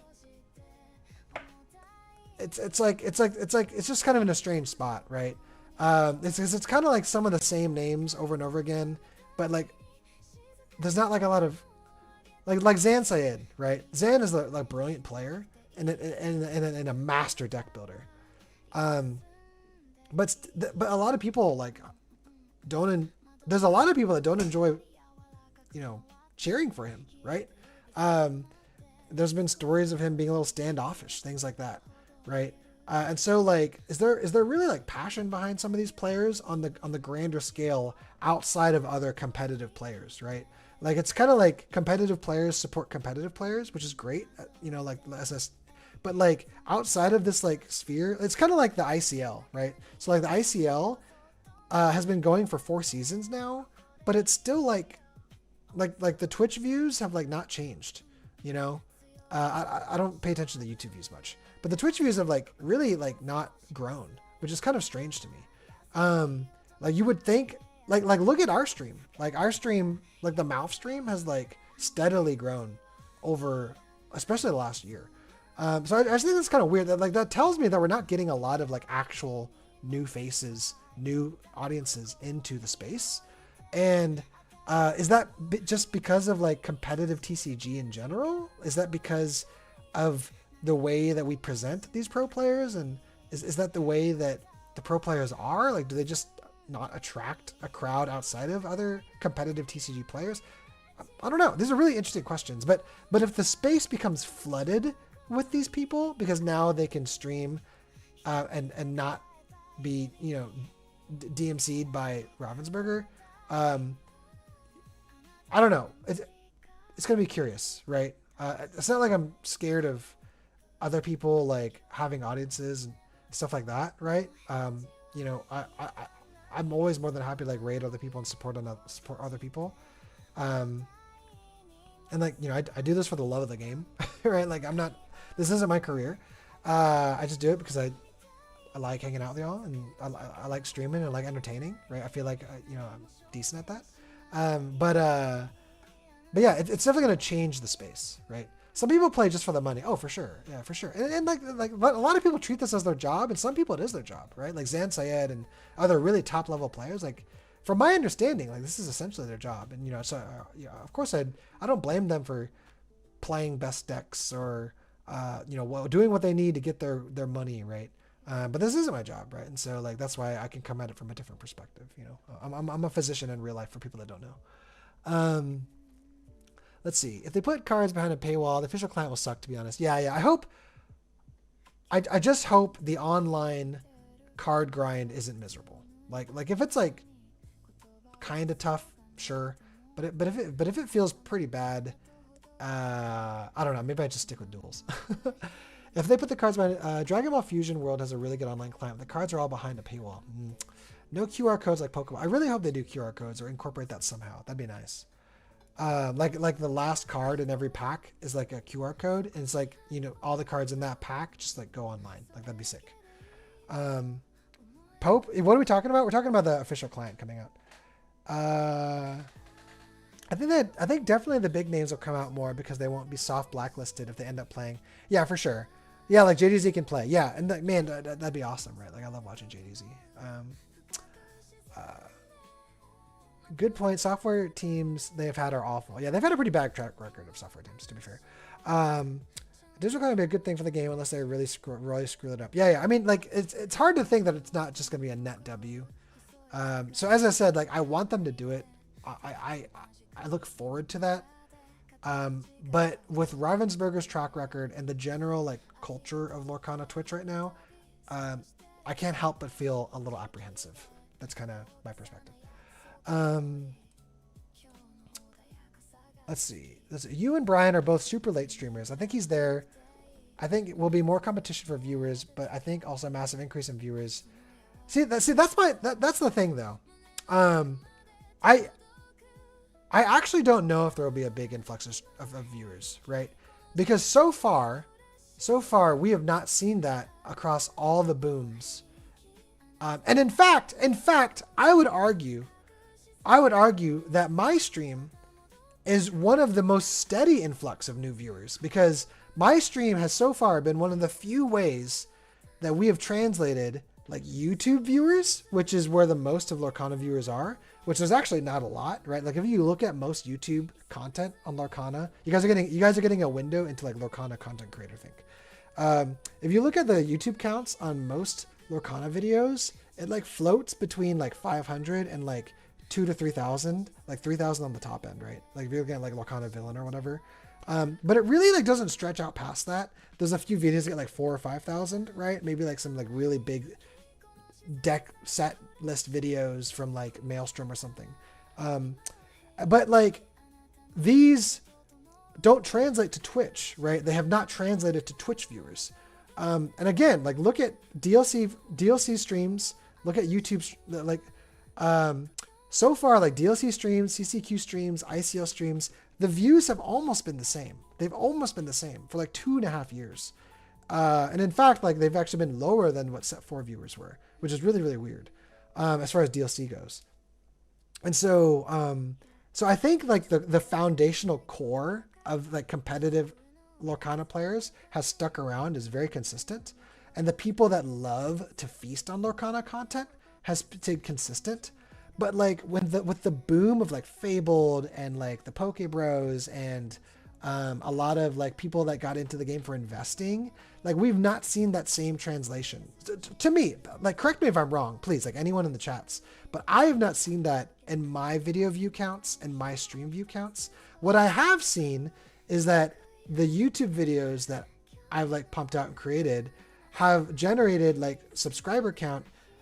And because I stream on both and because I'm not afraid to stream, like what I have seen is like a legitimate growth in new viewers in the Twitch space from the YouTube space as a creating a direct channel, right? And I'm not saying I'm the only one that does that. Like clearly JDZ streams on both, ICL streams on both. I don't know ICL's YouTube viewers, right? I think it's pretty decent. But like these are how we've grown the space so far, like content creators who will stream both. But like I'm the only one streaming gameplay that's doing both, right? And so we haven't seen that same natural explosion of growth you would anticipate with the explosion of the game, right? So I'm really actually quite curious, like, will the digital client actually grow that? Because the other thing is that Ravensburger's website is also trash, right? Like, let's like look it up, like Lorcana. Like this website sucks, right? It's so bare bones. It's so like bare minimum. It doesn't like do anything for you. Like let's compare this to like Riot, right? League of Legends, right? So let's go to League of Legends homepage. Okay, go. So play for free, right? Immediately, play for free, right? They want you in the game. They want you in the space, right? So right there, play for free, okay? But then other thing is like, look, so I mean, yeah, they have like all kinds of cool featured news, etc. Play now, again, play button takes you to the client once more, right? Play for free, play for free, play for free. But then it's really easy to like esports, you know, discover, blah, blah, blah. And this isn't like the fairest comparison, right? Riot has built like an empire, and League of Legends is kind of like the peak experience in regards to the empire. But what I'm trying to say is that like the way that Ravensburger has curated things like the website, people do not look to this for news, right? like Ravensburger has taught the people that this website is not a reliable news source, right? People go to the Reddit, people go to the Discord, and the Discord has become the main source of news and the way Ravensburger communicates with the community. But Discord is trash for organically growing, like a grander audience, right? Because like you're not utilizing like ways to like trend things, right? Like Discord doesn't do that. And so, so like ideally, like a website like this, like I don't know why there isn't like an embedding like here for ICL streams, right? Like why, like you have this amazing team that's putting together this online tournament and they're making it very professional. Like why would you not have like a kind of like a rotating, you know, like a rotating video thing, kind of like this, right? Like this, of like ICL VODs, you know, like Lorcana content creators, right? Like they don't advertise the content creation side, and so my fear is that they're gonna have this online client and they're not going to do anything to like advertise it. Like they're not going to like feature it. They're not going to have a good downloadable button. They're not going to like optimize flow to the client. The client's going to be like, my fear is that it's going to be like an afterthought. And then when you have people trying to like make content out of it, like they're not supporting those content creators to grow the space, to grow the community, to grow more people playing, blah, blah, blah, blah, blah, right? Because they've just not exercised like that way. So far, right? Like their track record's trash. So this is a lot of my thoughts on that. Like to me, like some people have asked me like, Malf, like why do you stream duels? You know that Ravensburger not going to talk to you. They already don't talk to me, right? They already don't talk to me. In fact, a few times I've tried to talk to them, like they don't care to talk to me. But like, what does them talking to you even get you, right? Like you get a box, you get a box of Lorcana cards at the beginning of your set. Like, cool, right? But then what else does it do for you? Like these channels that have Ravensburger support, like they don't get like social media shout outs. They don't get, like their subscriber counts don't really change much. Their viewer counts don't really change much. Like it's all on the creator. The creator really defines their success, which is kind of how it should be. But like the Ravensburger support, like is not, I mean, it's nothing like when like Riot supports you, you know, or whatever. So anyway, like y'all got me ranting, dude. Y'all got me ranting. Like I'm losing my voice. I have no clue where they post information about upcoming tournaments, so he's expert to get that. Yeah, like it's like, you know, like it blows my mind that this team just like doesn't get how to like communicate like efficient information to the community. Like I don't know. Let's see. Let me catch up on the chat. Sorry, I'm gonna start with YouTube. Well, I do believe it's about how the streamer behaves. I'm quite new to the game. I found your channel recently. I really like how you explain things, how you care about answering the viewers. Yeah, man. I just like. I don't know. Like, I know what it's like to be in the stream chat and like, you know, ask a question and it doesn't get answered. I mean, like to me, most of the fun of streaming is like interacting with the community, right? Like that's what I love. So, Professor Ponce, you know, thanks for hanging out. Thanks for being here. Appreciate you. We don't have a lot of creators here in Brazil. And I do believe that's because there's a language barrier for us. Yeah. You know, it's really interesting. I actually have, I have like such a large following from Brazil and Portugal, I think. Or no. Well, not Portugal. Sorry, Brazil and I think it is Brazil. I think it's mostly Brazil because they speak Portuguese in Brazil. Correct me if I'm wrong. Sorry, guys. So yeah, I wonder if it's like the time slot I stream in. Like is like my time slot. Like, is it like prime evening time for Brazil? I actually don't know.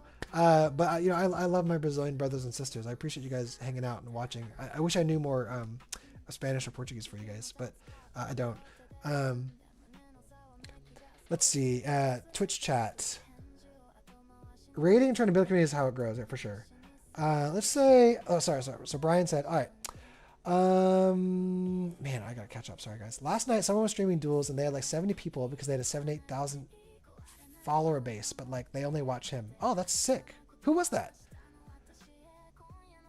That's really cool. I think as the stream community grows, the views will grow with it. Yeah, I mean that's my hope, right? Like, you know, I'm coming off as like an apprehensive Alan right now, but you know, I've always been a big believer. Like, this is why all my Dreamborn lists are public.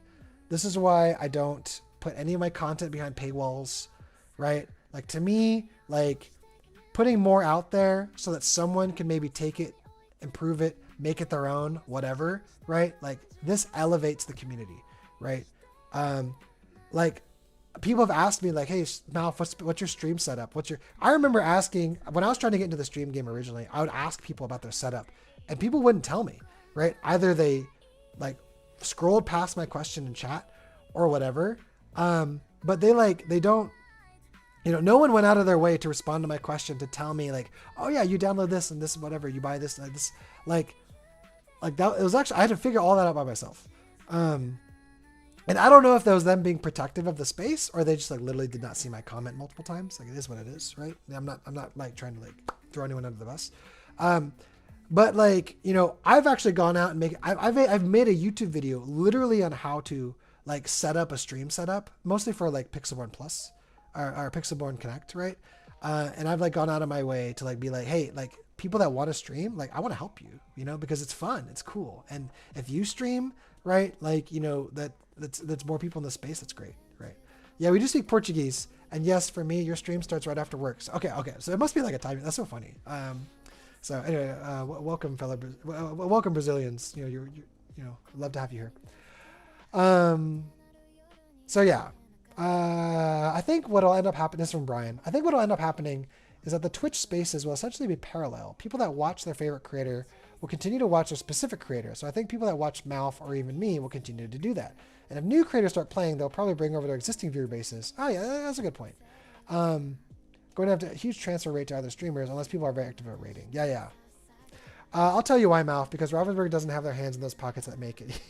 True. Let's say Lorcana starts streaming. Lorcana Man will have Lorcana Man fans. And then when his stream ends, they'll be like, okay, nice. But usually they won't transfer them to, I want more Lorcana. It's usually like, I want more specific creator. That's a fair point. Which actually, speaking of that, I'm gonna switch to WoW. I think we're kind of good on Lorcana right now. As I said, I started off the stream with this guy's. So I'm playing a lot more World of Warcraft lately, and so I want to do Lorcana streams, but then I'm probably gonna like do the second half as World of Warcraft, and so if like watching gaming is not your jam, I respect that. Don't feel bad about dropping on the stream, but we're gonna hang out and chat, have a good time. So if you guys still want to do that, I'm still gonna be looking at the chat and all that stuff. Let me adjust the volume so it's not like too overly loud. Malf, you should play competitive Marvel Rivals. Bro, I suck at shooters. Let me switch my category so I'm not like in Lorcana. World of Warcraft. Okay. So I'm leveling my Blood of Hunter right now. I love Hunter, dude. Hunter's my like lifeblood.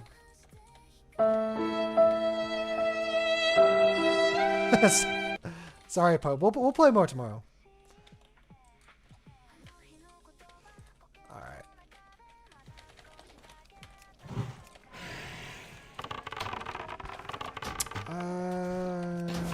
That's still recharging.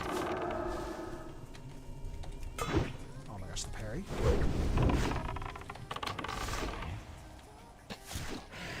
If anyone has questions about WoW, let me know. I love talking about this game. Let me decrease the sound here a little bit. Audio. Go. It's probably fine. Killing these moths.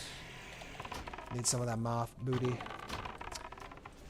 I never stream because when I'm off work, it just feels too late for America and too early for other. Bro, Pope, like I think people would love watching your stream, dude. Yours would be one especially that I'd love to like watch stream. How about they making the normal version of the cards free, but you're gonna pay real money for the pretty stuff? I mean, that'd be nice. I think that'd be optimal if like on the official client, it was like enchanted versions and epic versions were like the pricey cards, but I don't think it's gonna happen. I think they'll have you. I think it's gonna be like digital packs, right? And I think there'll probably be like a free money version where you can like buy things. But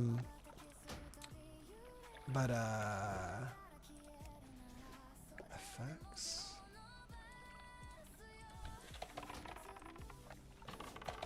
So that's my like thoughts. That spell isn't ready. We're pumping, getting them numbers. Every once in a while, there would be someone from Australia. Yeah, dude. That's actually one of the things I miss a lot about Pixelboard Connect. Is the amount of like foreign people I would like play, and I played like a lot of Australians, and I kind of like miss playing those guys. I don't know. If you can play all the normal stuff for free, then it would be similar to duels. Yeah, it'd be nice. I don't know if that's gonna happen, but it'd be nice. Bro, no one's awake at 4 a.m. I've tried. What time is it where you're at, Pope? What? You are on before 4 a.m. What are we talking about with 4 a.m.? That spell isn't ready yet. That's still recharging. What are you talking about 4 a.m.? What is it? I'm Central Time? I have more work till then? Why are you working so late? What do you do for work?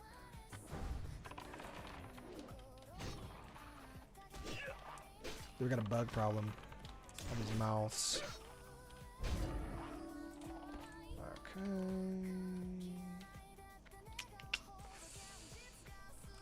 CNC machinist. Yeah, I like that coin. Yeah, for sure. Gosh, dude, we've just not been getting very lucky with these drops. I'd like kill these guys, like get like samples off of them, but like I'm just not getting I it. can't cast that yet. Freaking World of Warcraft in a nutshell.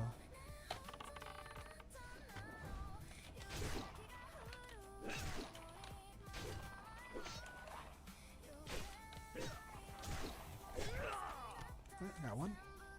I'm actually making stainless coins tonight for the president of the company that take like 40 minutes to run. Holy guacamole.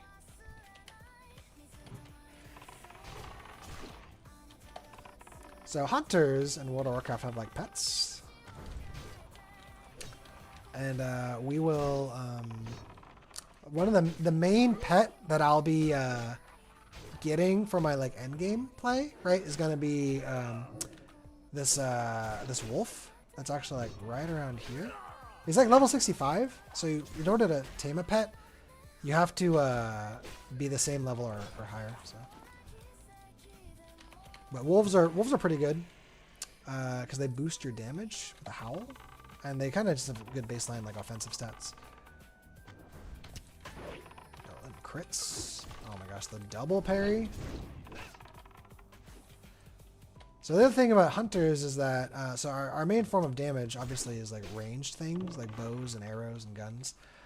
But the only way, in order to shoot your weapon, you have like a minimum range. So like you have to, so like your opponent can't be like right on top of you. It used to be a lot more strict in earlier versions of the game. But like, so there's like a little bit of like a dead space, right? That has to be between you and your, what you're fighting in order to actually shoot, because if they get too close, then you are forced to use your melee weapon as like a little form of like playable lore. And so if you see me like running away to then shoot, it's because I'm trying to maintain that dead space in order to keep using my ranged weapon, which is where the majority of my power is. Let me help, brother. Nice, my man. So now we both get credit for this quest. You have my thanks. Okay. Dude, what a guy. He even gives me buffs, dude. What a bro. Okay. This website is not known as duels. This is not duels. This is definitely not duels. Yo, what up, Mike? Bro's on WoW. We've lost him. Yeah, man. We're getting back into WoW. You just missed like 2 hours of duels. We played Green Steel, we played Blue Steel, we played a spicy ward list on Blue Steel today. We were playing Ink Amplifier and Beast Mirror. We didn't really pop off with either today, but the deck had them. The deck had them. Yeah, so we're playing some Burning Crusade now. How you doing, Mike? It's not ready yet. Where's my pet? Slacking off on the jaw? On the gerb? That's still recharging.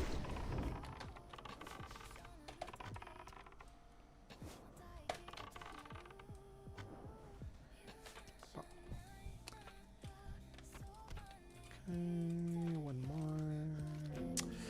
Let's see. Man, all these are not very useful for my class. It's a bunch of caster stuff. I mean, I guess we take the dagger, but I'm not going to use it. What I have is better right now. Alright, need one more vicious thermo. Go kill some other. That spell isn't ready yet.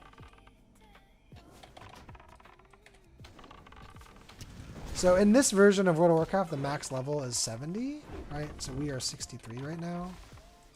And so I'm trying to rush to 70 to be able to do the end game content, which is raiding, where you fight like big bosses and stuff. So trying to slam out them levels. I need a target. Whoa, what the F? Bro, what just... Guy just got smitten. Who was that? Is that you? I'm out of range. Oh my gosh. He took my moth. Bro. Leroy! We farm another wing eggs at 70? Yeah, dude. Always. Always. Honestly, farming Netherwing is like, it is very soothing to me. Like, just going into those, like, underground tunnels and just killing those, like, you know, what are they called? Like, praying mantis looking dudes. Grinding eggs all day. I used to do that while just watching anime on a second screen. The nether drakes are, like, my favorite mount in the game. So, I always try to go there and get exalted when I can. My man knows that's a real TBC player right there, grinding Nether Drake reputation. Anyone for dungeon grinding?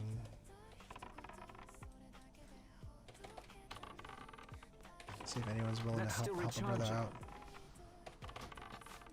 So I've been so this is a guild that I met with friend met the first time playing WoW back in 2019, like the classic re-release, and there's just a bunch of like great people.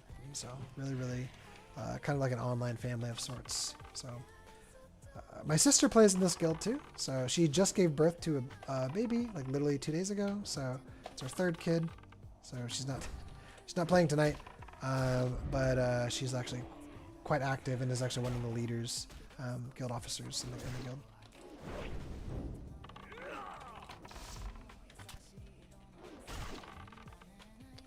And the drop rate on these moths is like freaking terrible.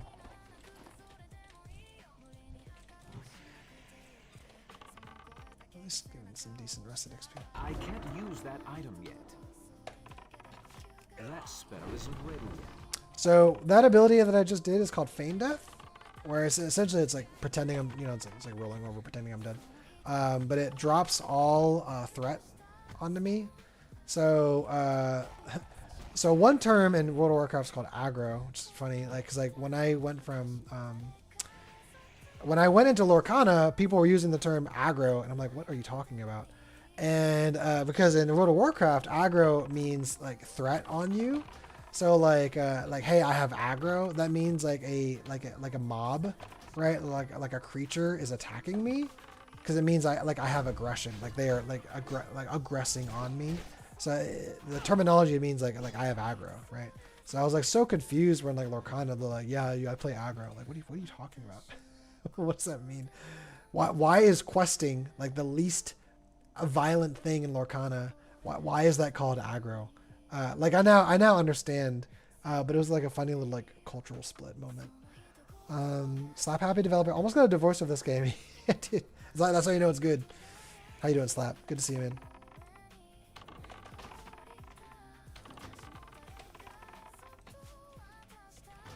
That's still recharging. What'd you used to play? Oh my gosh, that's stupid. My gosh, dude, we have not gotten a single Terramoth sample. Like, bro, what is going on? It's not ready yet. Give me one. Oh, it's coming at me fast. So get over here.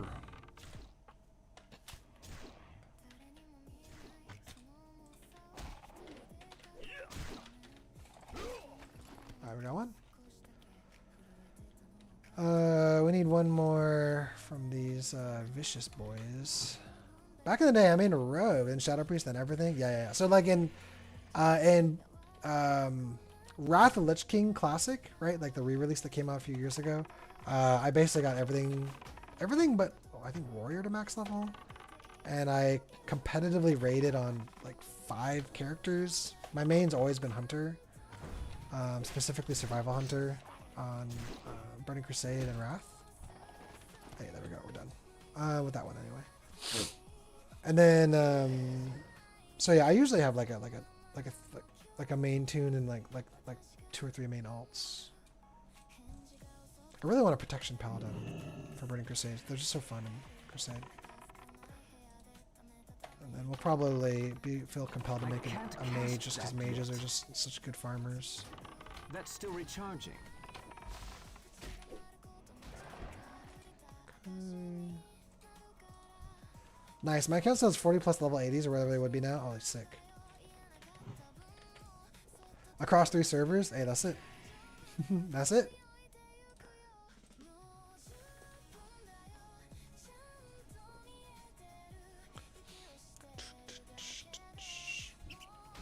Oh, hello, dog. The squirrel took one for the team.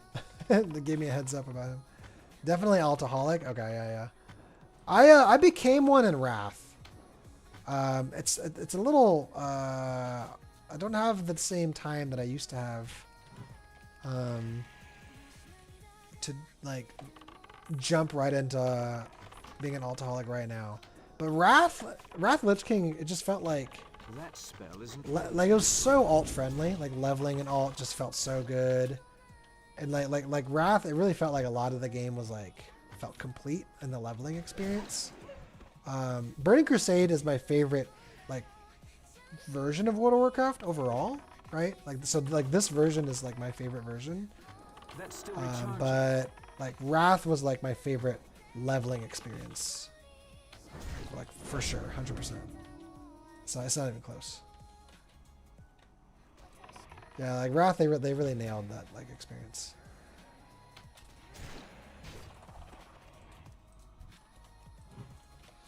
Two more. I can't use that item yet. Aim shot.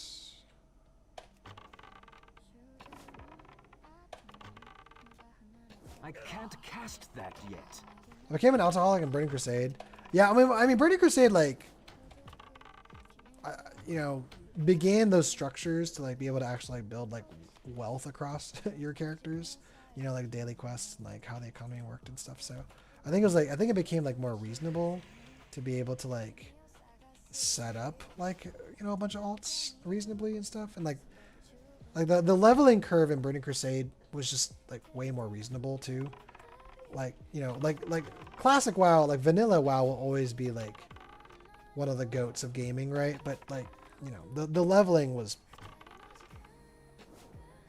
pretty rough. Like Burning Crusade felt like what vanilla was probably aiming for in regards to how it wanted most of the game's curve to feel.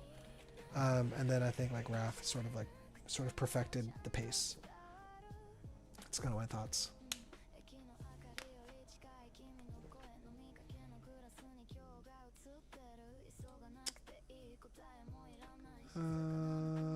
C Tanner joined the Discord. Sorry about that. We have to say hi.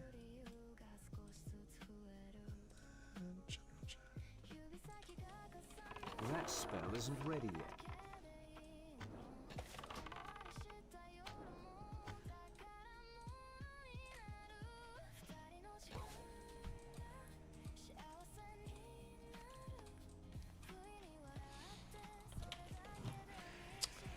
Yeah, the D23 announcements were honestly like pretty crazy overall.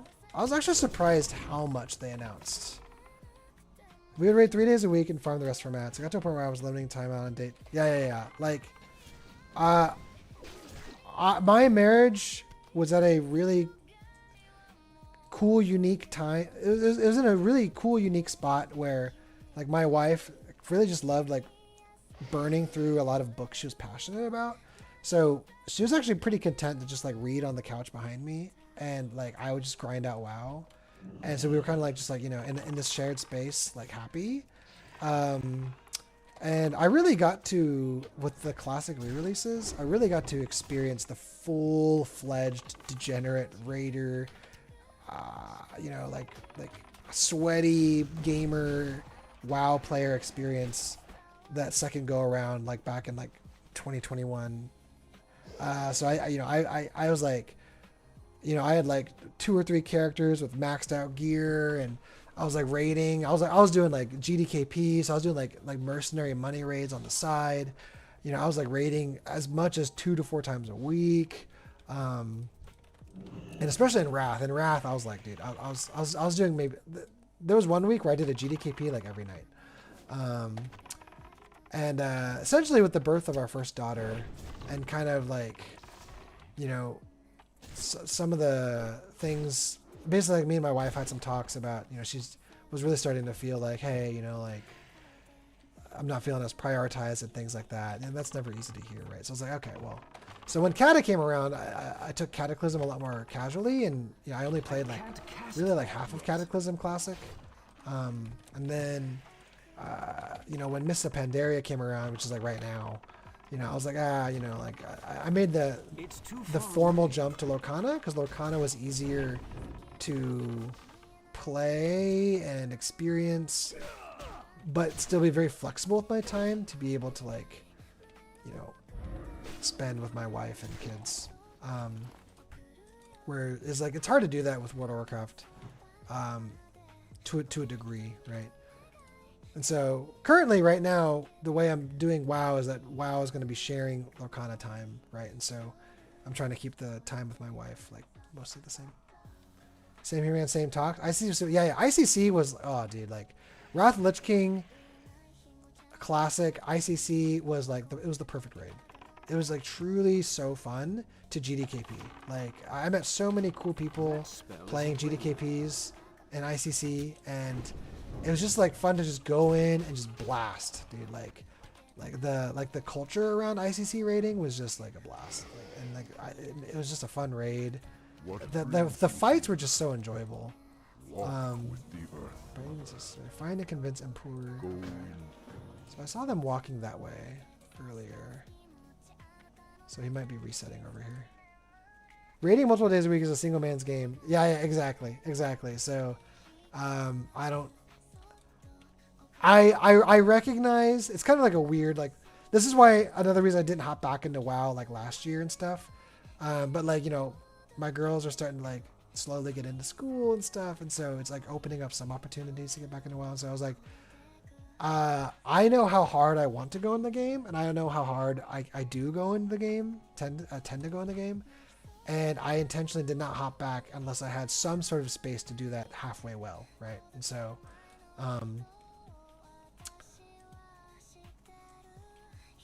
so that's why like I kind of waited, and it's feeling like close to the right time again. So, let's see. What are we here for? The altars? Is this altar? I've never played Horde side on TBC. I've almost always done Alliance. So some of the Horde quests are actually like I'm trying to like orient myself. It's like mostly mirrored to Alliance, but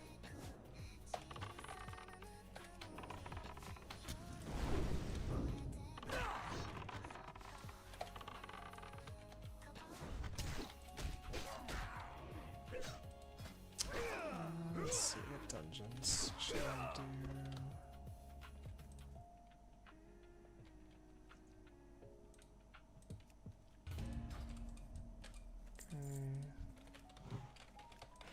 You don't play a fantasy game to be a human. Come on. It's funny you say that, but like literally, like in my alts, so like my main was always a Night Elf Hunter, and I would have like a few human characters, like a human mage, human paladin, and basically any class that I could make a Draenei, I just made Draenei females. Like I was like, Draenei females were just nice to look at. And were fun, and Draenei's have like these like some of the best racials in the game, and so I was like, you know what, Draenei females unless I can't make one. That was my approach to alts. So just kill these bad boys for female Blood Oath player. That's still recharging. Yeah. So my main character I always make a male. That spell isn't ready yet. It's like my personal role.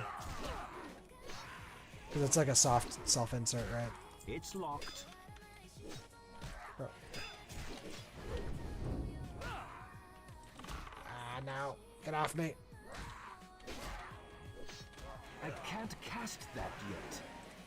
He's doing some damage. I need more mana.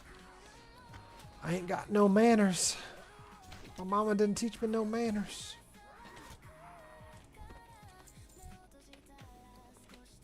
Okay. I have some good old names that survived, a few that haven't. Firelands was fantastic in Kata. Deathwing was kind of meh for a rating. Yeah, Firelands was fun. I really only got to experience it a couple times, which is kind of a shame. Because it really was like a good raid. So I did like a post-nerf version. Like I basically like when I came back to Kata to try to finish off Kata, I like joined like just a cleanup raid for Firelands for transmog content. But I've never actually done Firelands proper, like when it was live content. So that's like my one regret with the re-release of Cataclysm. Like, you know, I don't know if Kata is going to be re-released again anytime soon. Twilight Bastion was like okay. Four Wind Thrones kind of sucked. And what was the other raid? Blackwing Descent was like okay as well. Like I think that raid was like overhyped. You know, so a lot of people said like, oh yeah, it was a great raid. It was like all right, but I don't know. I didn't think it was anything special, personally. Let's see. In classic, Molten Core is, you know, Molten Core is a classic, right? But it's not like a great raid, but it captures the vibe great, right? So, Blackwing Lair is a great raid. You know, it doesn't overstay its welcome. Really good fights, enjoyable. I love Encourage. Encourage, a lot of people are like very torn on Encourage, I guess. You know, Encourage has a lot of like miserable spots, right? Like wiping an Encourage feels terrible because it's such a long run back to the bosses until you unlock the teleporters. But I just love the aesthetic of Encourage, man. Like fighting like this bug empire. You know, like I grew up on Starship Troopers and stuff, like, and so it's just like, man, Encourage has like one of the coolest bad guy aesthetics to me, and really gives off like Encourage really gave off the vibe of like you were fighting a bug empire. Like it truly feels like you're fighting a war to me. So Encourage like really just like has the sauce. Naxxramas was like okay, you know, like Naxxramas has like a pretty awesome fights, and it was pretty hard in vanilla, like 100%. But it was like all right. I personally enjoyed Encourage overall more. You know, like I acknowledge it was like the worst raid overall. Okay, so there's the eyes up here. I wonder if the other altar's up there too. Not actually sure. Guess we'll find out.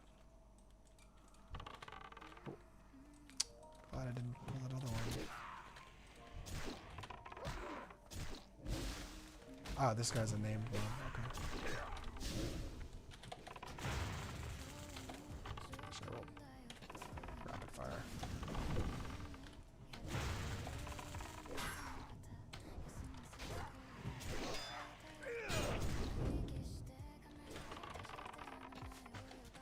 Yeah, so I really like Encourage. Honestly, like every raid in Burning Crusade felt amazing. Like everything about Burning Crusade just feels perfect. It just feels like the perfect version of the game. Karazhan is goated. Karazhan's probably one that, like, Karazhan's probably one of the greatest raids ever made. Especially for like the introduction of formal 10-man content. They really like destroyed it with Karazhan. Karazhan's just a perfect experience. Gruul's Lair is like a nice, kind of like simple couple bosses that doesn't overstay its welcome, and is cool fights, right? So Gruul's Lair is good. Mac Theoden's Lair is like that. Mac Theoden's a great fight, especially pre-nerf. Serpent Shrine Cavern is such an awesome raid. Kind of overstays its welcome. Like some of the travel time gets a little excessive, but really cool, memorable fights. And Vosh is an amazing fight. That's still And recharging. it's such a unique fight too, especially like at the time. Tempest Keep is super cool. The Chaothos fight is legendary. The rest of the raid for Tempest Keep is honestly kind of mid, like to be totally honest. But like Chaothos is incredible, and like again the aesthetic and vibe of Tempest Keep is incredible too. Black Temple is phenomenal. That spell isn't Pretty ready. incredible raid. Mount Hyjal, I personally really like Mount Hyjal. You know, again, I grew up on Warcraft 3, and so the nostalgia of all the references to Warcraft 3 is like so cool. But I know a lot of people really don't like Mount Hyjal because they just hate like the fact that you're fighting just so many like waves of mobs over and over again, and like people just don't like that. So I can acknowledge that. It's fine. And then Sunwell actually is just like, I don't know. To me, Sunwell's like okay. Like Sunwell is like really like, again, great fights, but there's just like something, I don't know. I preferred Black Temple over Sunwell overall. That spell isn't ready yet. I think like the flow of Black Temple just felt better. But Sunwell was also like pretty good too. Sunwell too. Okay. So we got one. Where's the other one? That's a turn.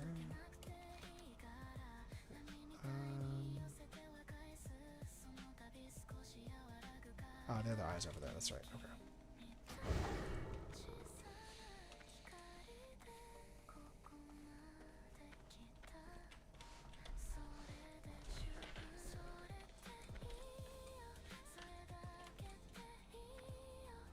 Some of the monkey's uncle dude got stuck.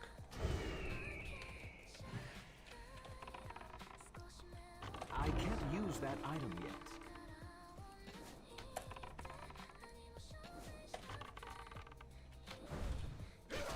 Juicy crits. The dopamine hit from critting in this game, oh, it's so hard to replace. How many times did you run BT for the glaives? Oh man, we had our rogue got the glaives. We got the first glaive drop on like the third kill, honestly.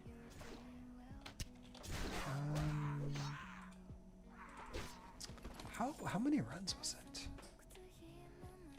Because by the time we finished Black Temple, we had one rogue with both, and we had another rogue with half a blade, like the offhand. So I think it was within like 12, or not. What's it called? Like maybe like 7 runs. Yeah, we are very lucky. One of the worst memories in TBC, because again, TBC I went super hard. I was on call one night, and I had to miss raid. It was our first night. It was not our first night. It was like our night on Sunwell where we like were making major progression on Kill Jaden, and the guild actually. I watched the stream because I was like finishing up, like I was on call and doing other things. I was like late from getting off work, so I couldn't make raid, and they actually like get the kill the one night I'm not there, and lo and behold, Thoradol drops, and I'm like the guild's main hunter, and someone brought a hunter like that was like pretty like not freshly geared, but very poorly geared, simply to have like the exposed weakness debuff for survival or whatever, right? Just to fill a space basically. And they got it. They got the like the legendary bow That's still recharging. on their first raid on that character, And I was like, dude, I was like mentally devastated. I was like, you got to be kidding me, man. Like that was basically my bow. Like oh man, it like hurts even thinking about it. But he's a good friend, right? But it's just like, man, it's like one of the big blemishes on my my WoW career. Isn't ready yet. So I never ended up getting Thordal. So maybe we get it this time. Who knows? Who knows? I mean, there's more important things to life, but.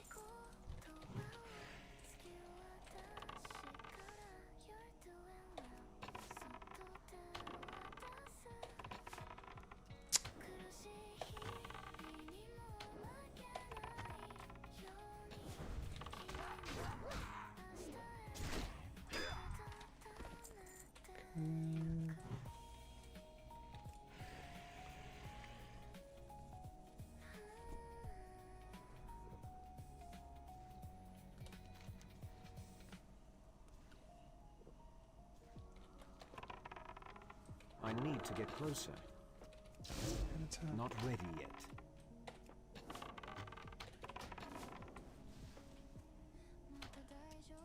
I'll move to the next town. Gosh, my freaking bags are all full. Oh, I'm just gonna get this altar too. Would have been awkward. I missed this. That's most of the reason I'm here.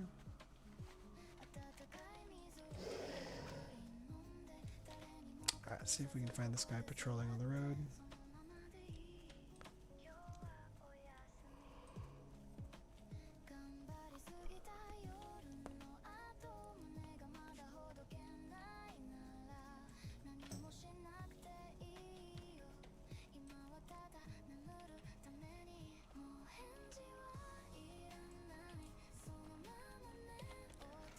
We'll probably go over here.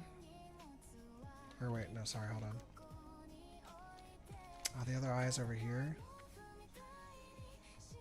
Yeah, I guess we'll go over here. It's fine.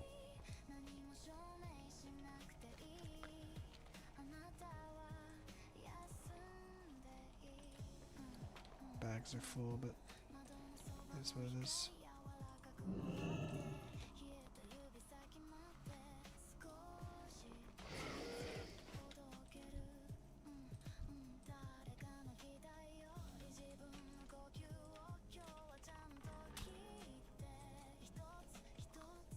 He's on to me.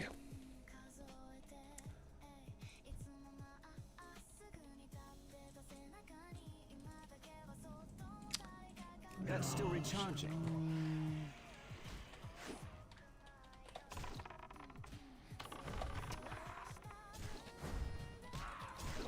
It's fast.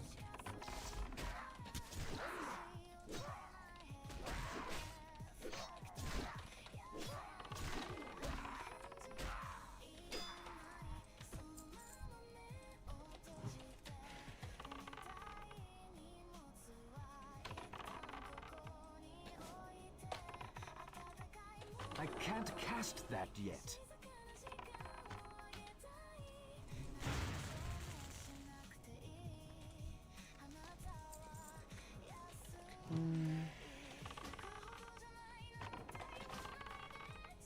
That spell isn't ready yet. That's my hit rating. It should be maxed.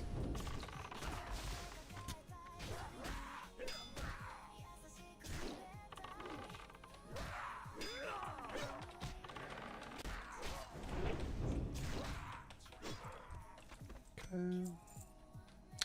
Ring of the Invoker is pretty good.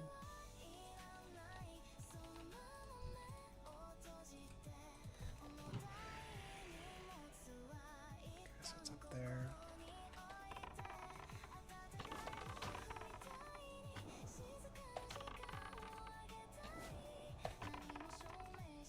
That's still recharging. Trying to see your deck list on Dreamware. It's not loading. Do you know what's up with that? Which deck list? I can try to make sure there's not a problem.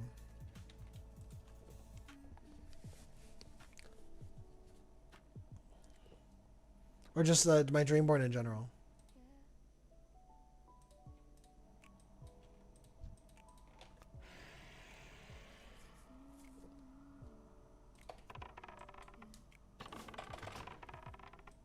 I can't cast that yet. Or do we bop that guy? In general? Okay. Interesting. Is that from like the YouTube video link? Maybe it's wrong. Oh, sorry. Hold on. Wait. Don't click that one. This one. Oh, no.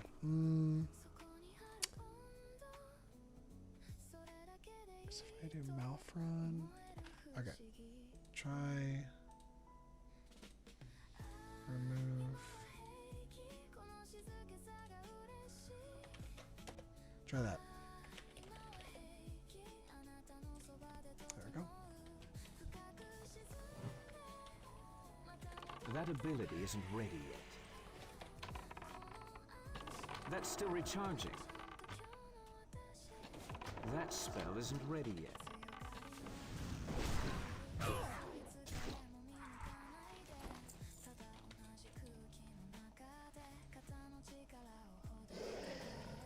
Got it, thanks. Great content, Lorcana. Hey, I appreciate that.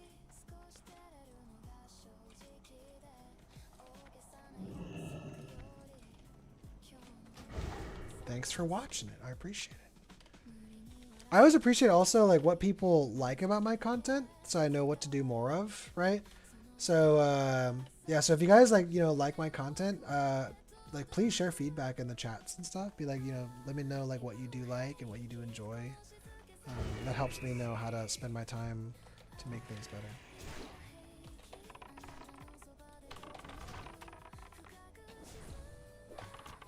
You should be grinding for that Ravenlord mount. Yeah, I mean, that's right now. That's the bottom of the priority.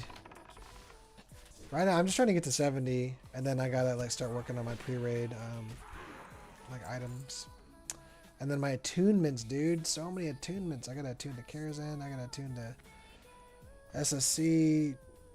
I got attuned to. Man, I just got attuned to everything. Attuned to beat Black Temple. Black Temple comes up Thursday, I think. It's not ready yet. So much to do.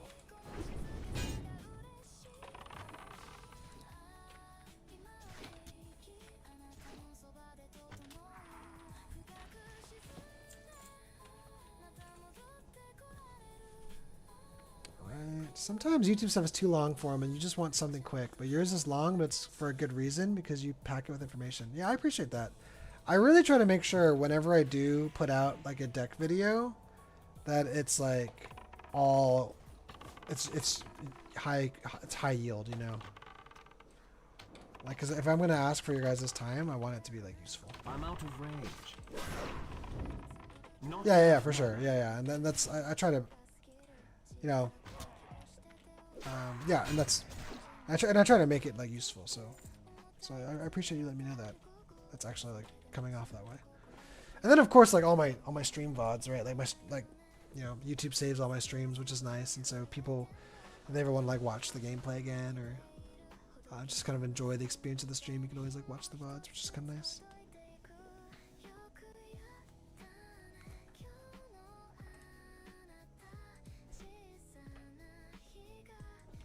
Okay.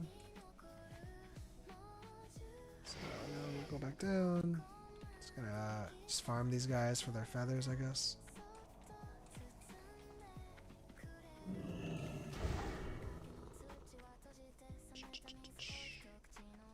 And then we'll go kill that basilisk. Wow, it's long. And that did not look that long. Alright, 15 out of 30. I can't cast that yet. I need to get closer.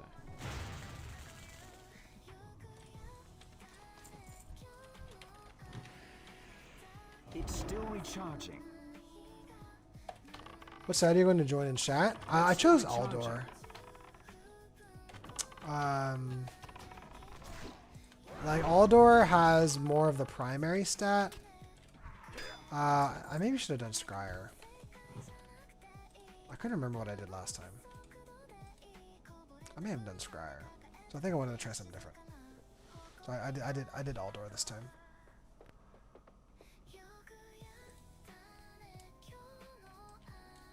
I can't do that yet. So like That when you spell pick isn't Aldor or ready. Scryer, it gives you access to the shoulder I enchants, can't right? cast that yet. To be put on your gear.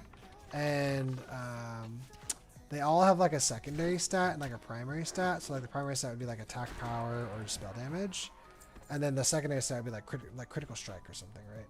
And the secondary stat is stronger on the Scryer one, but the primary stat is stronger on the Aldor one, right? And so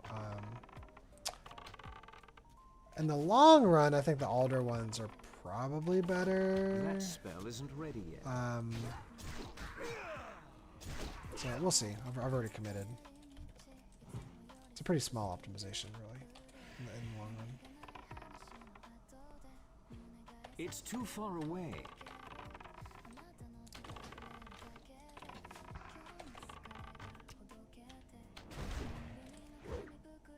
Bro. These guys are fast. Stay away. Oh, go away, you're smelly. Aha. Gosh, it'd be nice if they freaking dropped their feathers. These guys are literally covered in feathers. Why can't we just pluck one off? Makes a little too much sense.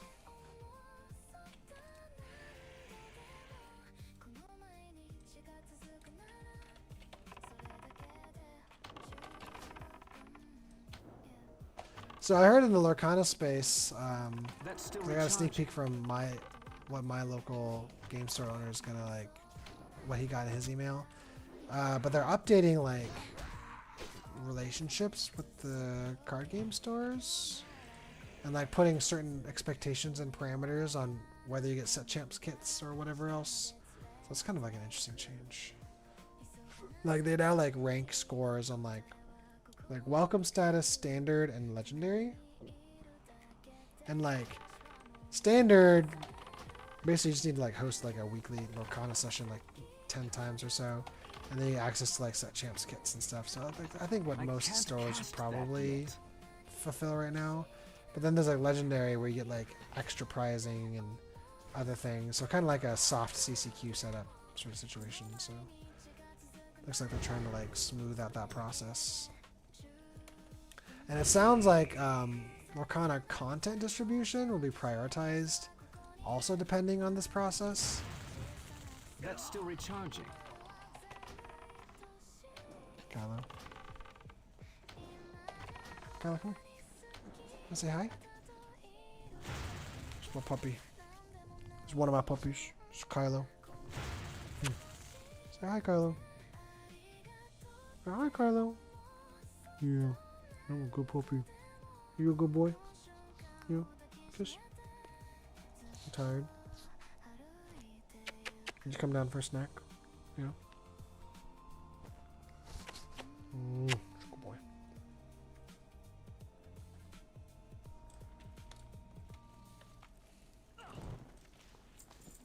Okay. It's not ready yet.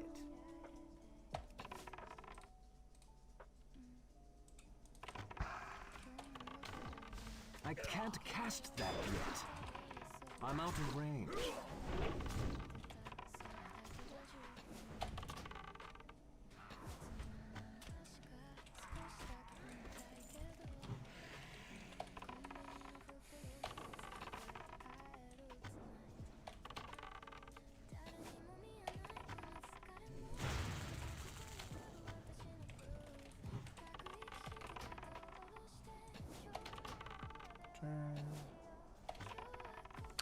These guys die pretty smooth.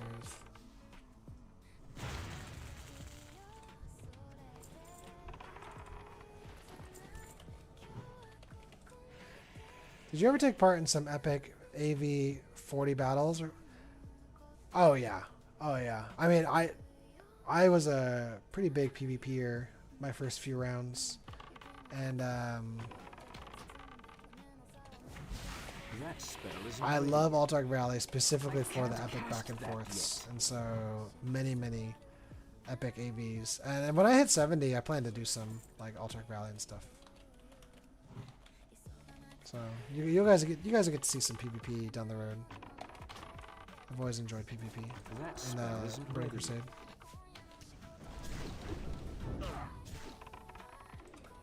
PvP felt like a really good spot in Burning Crusade.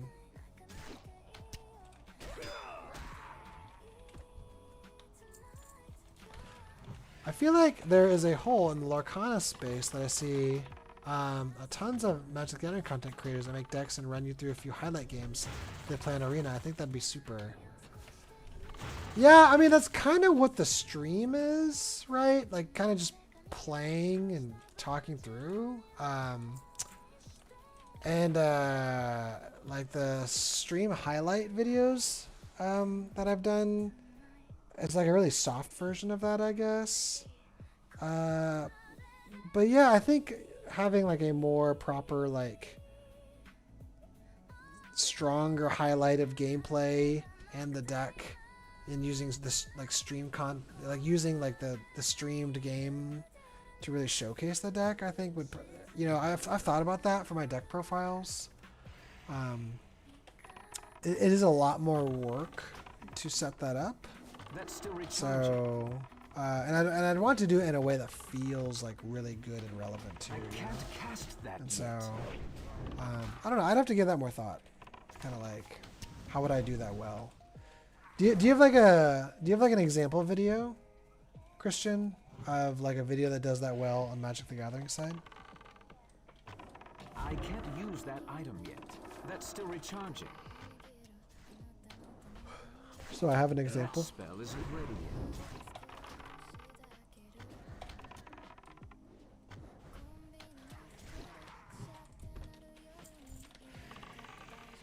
I'll get you one. Hold up.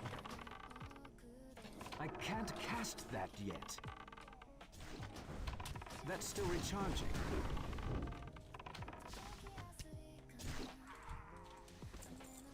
All right, 8 more feathers. Good lord. I feel like I've been in this feather hell forever.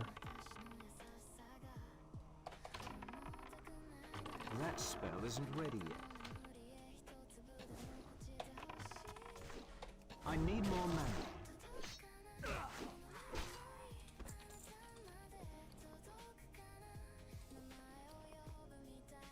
Need food.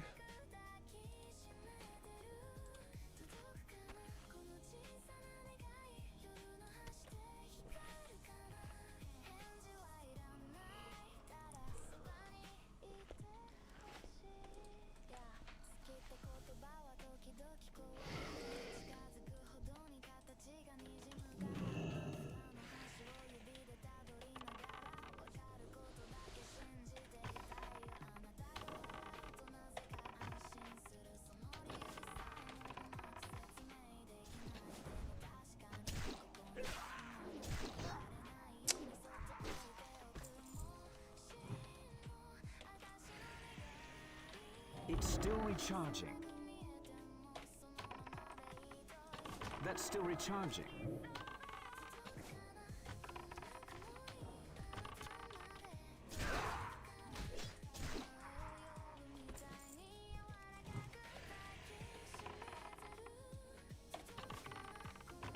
I can't cast that yet.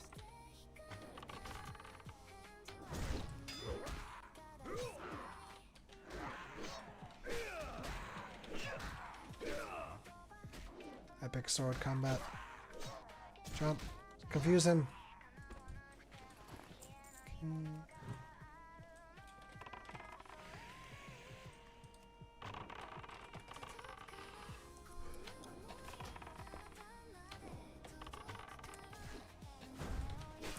My nice is clean.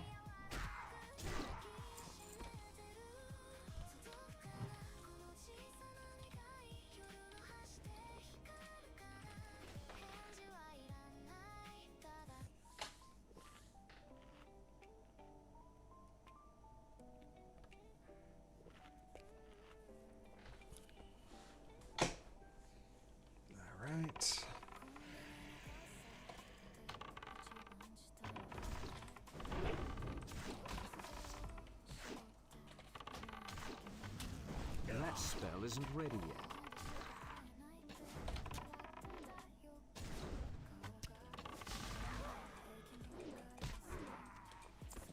My goodness, dude. Give me your feathers. It's not ready yet. That's still recharging.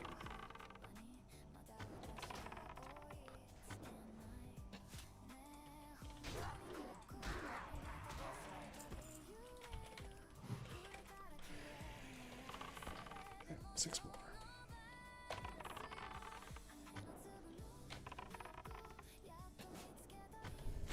I need to get closer.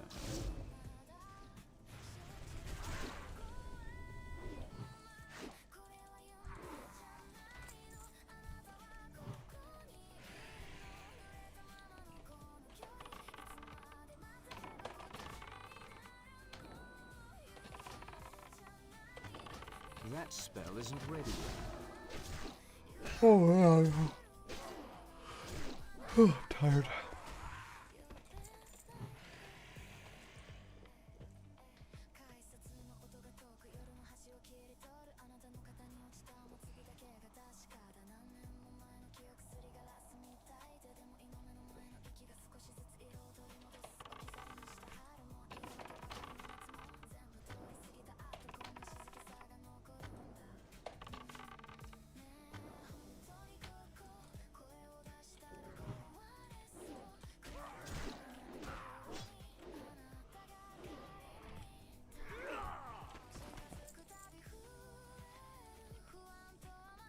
Kill this fancy basilisk, I suppose. Stone gazer.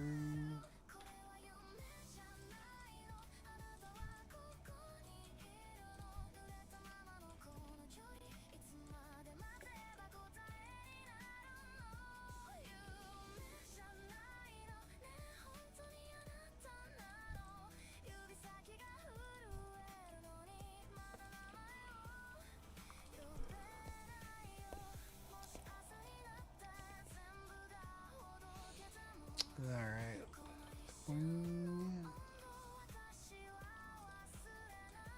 Where is he?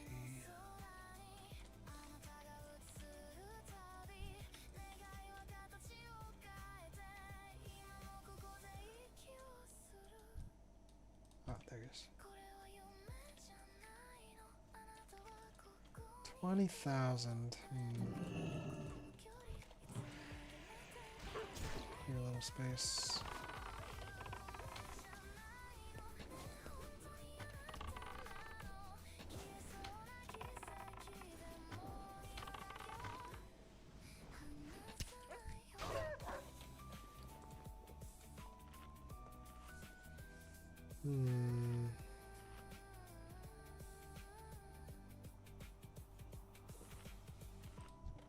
I guess I'll try it like this.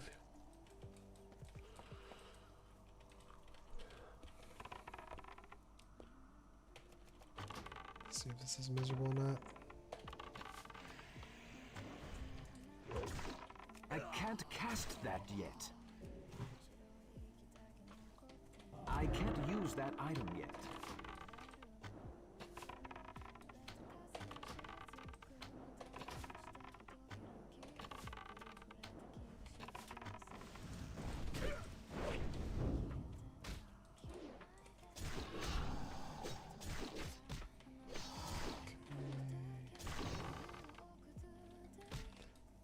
Gotta be careful here. That spell isn't ready yet. I think we're gonna be okay.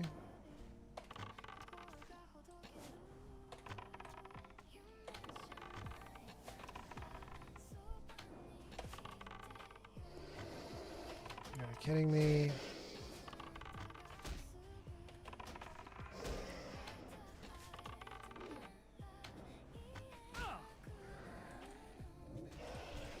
I can't carry anymore.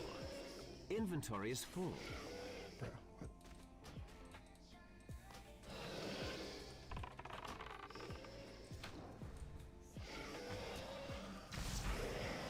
That's still recharging.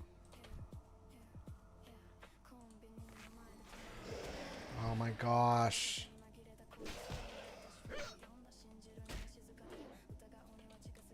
I can't cast that yet.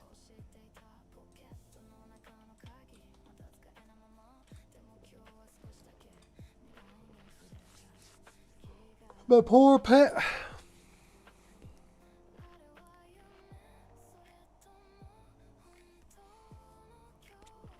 Man, I am like deliriously tired. Good lord, might have to go to bed early.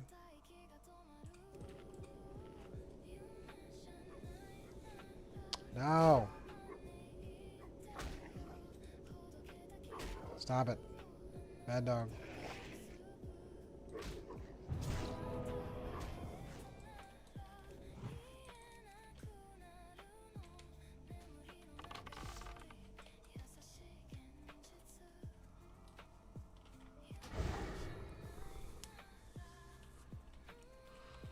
That's still recharging.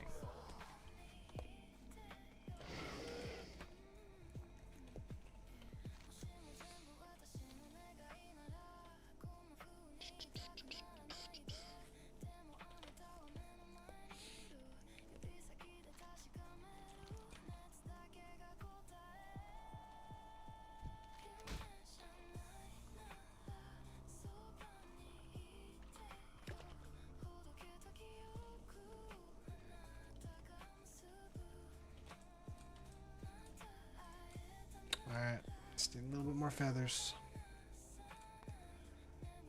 Give me my feathers.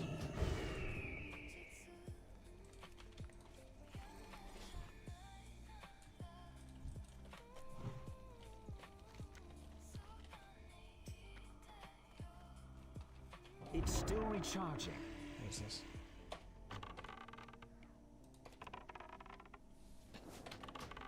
Maybe looking at the groups. Not ready yet.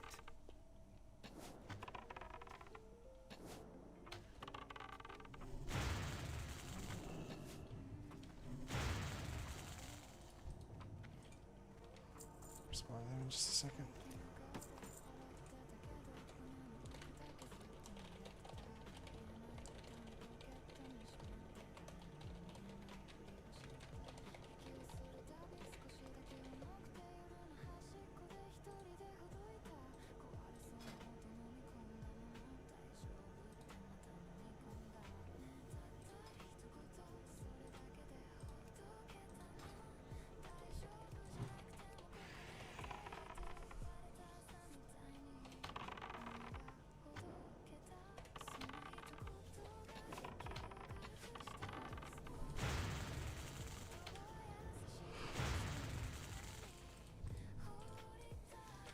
Okay, 5 more.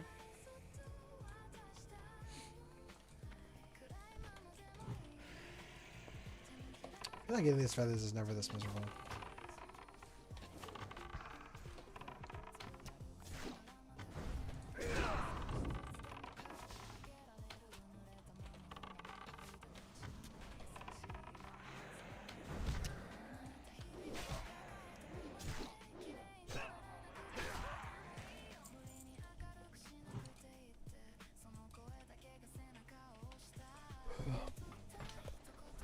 Are you on herbs or mining? Right now I'm on mining and engineering.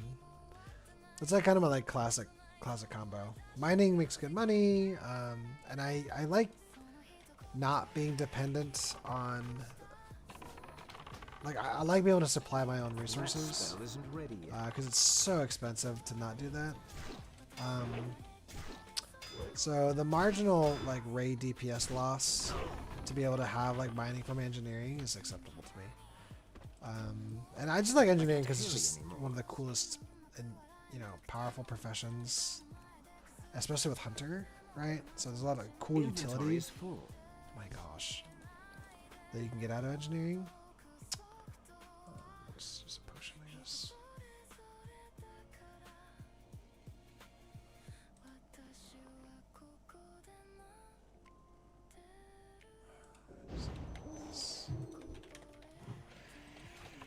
Yeah, it's engineering and mining are still level 1 because I boosted this character to try to get to 70 as fast as possible. And so I just have, you know, I've been trying to, I can't when I'm cast on, I'm that trying to yet. level. I haven't had time to like work on my professions quite yet. Now I did spend time blasting through first aid because it's a little too important. And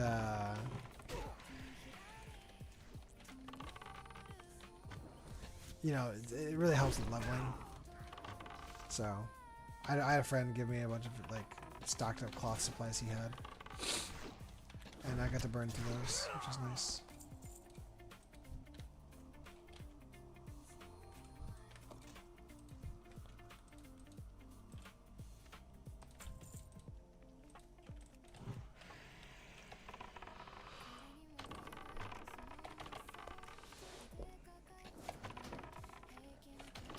That's still recharging.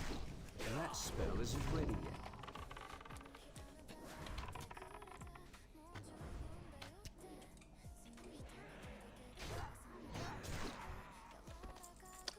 Three mo. Three mo.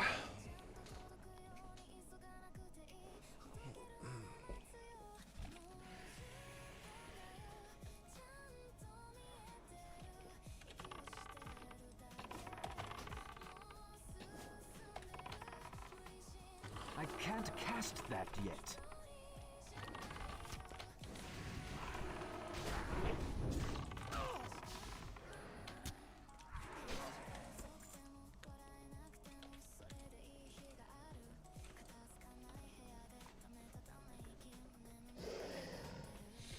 I loved enchanting with mirrors and leveling as a pain. Yeah.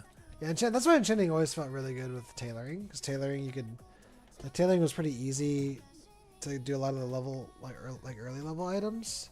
And so tailoring was able to like just pump out green items for just enchanting to disenchant.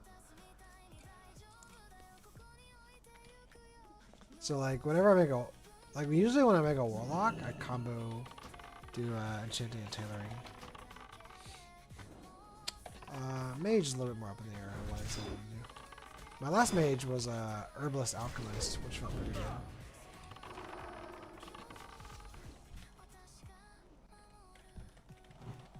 I can't use that item yet.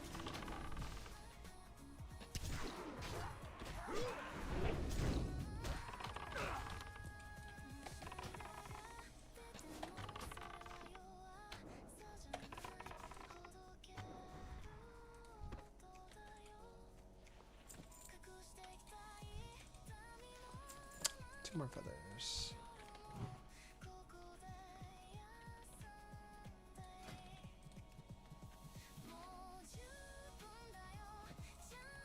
Make some bandages here.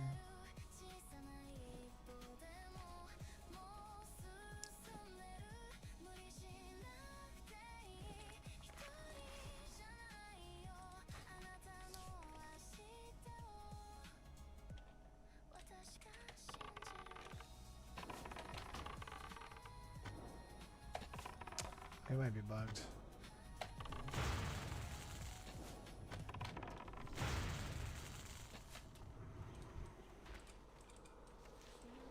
Hey, let's go.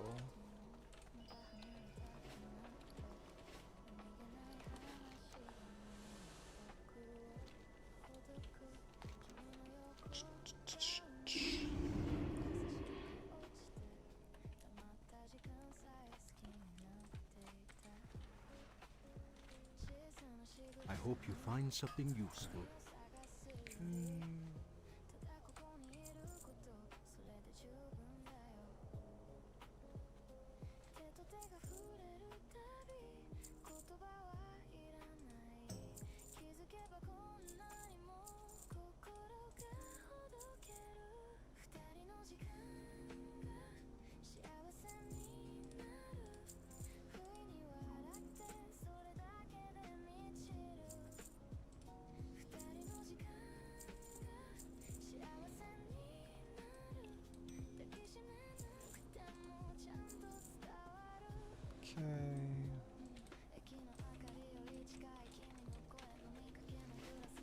Be well.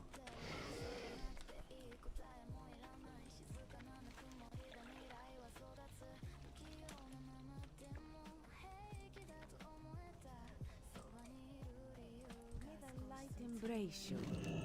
Each day is a blessing.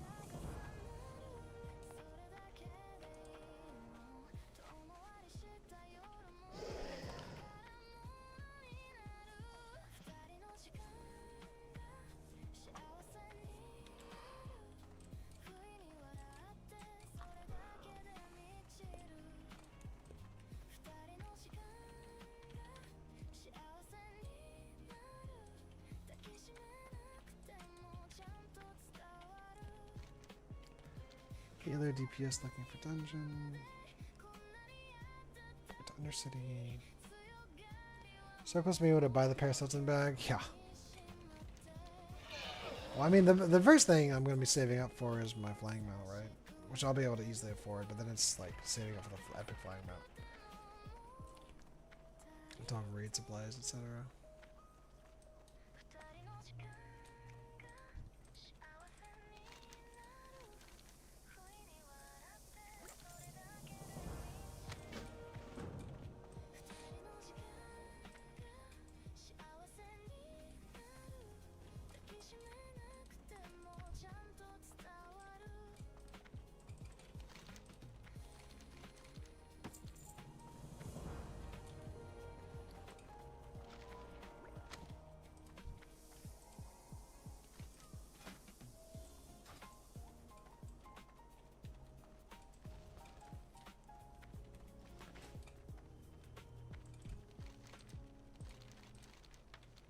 Warm wishes to you.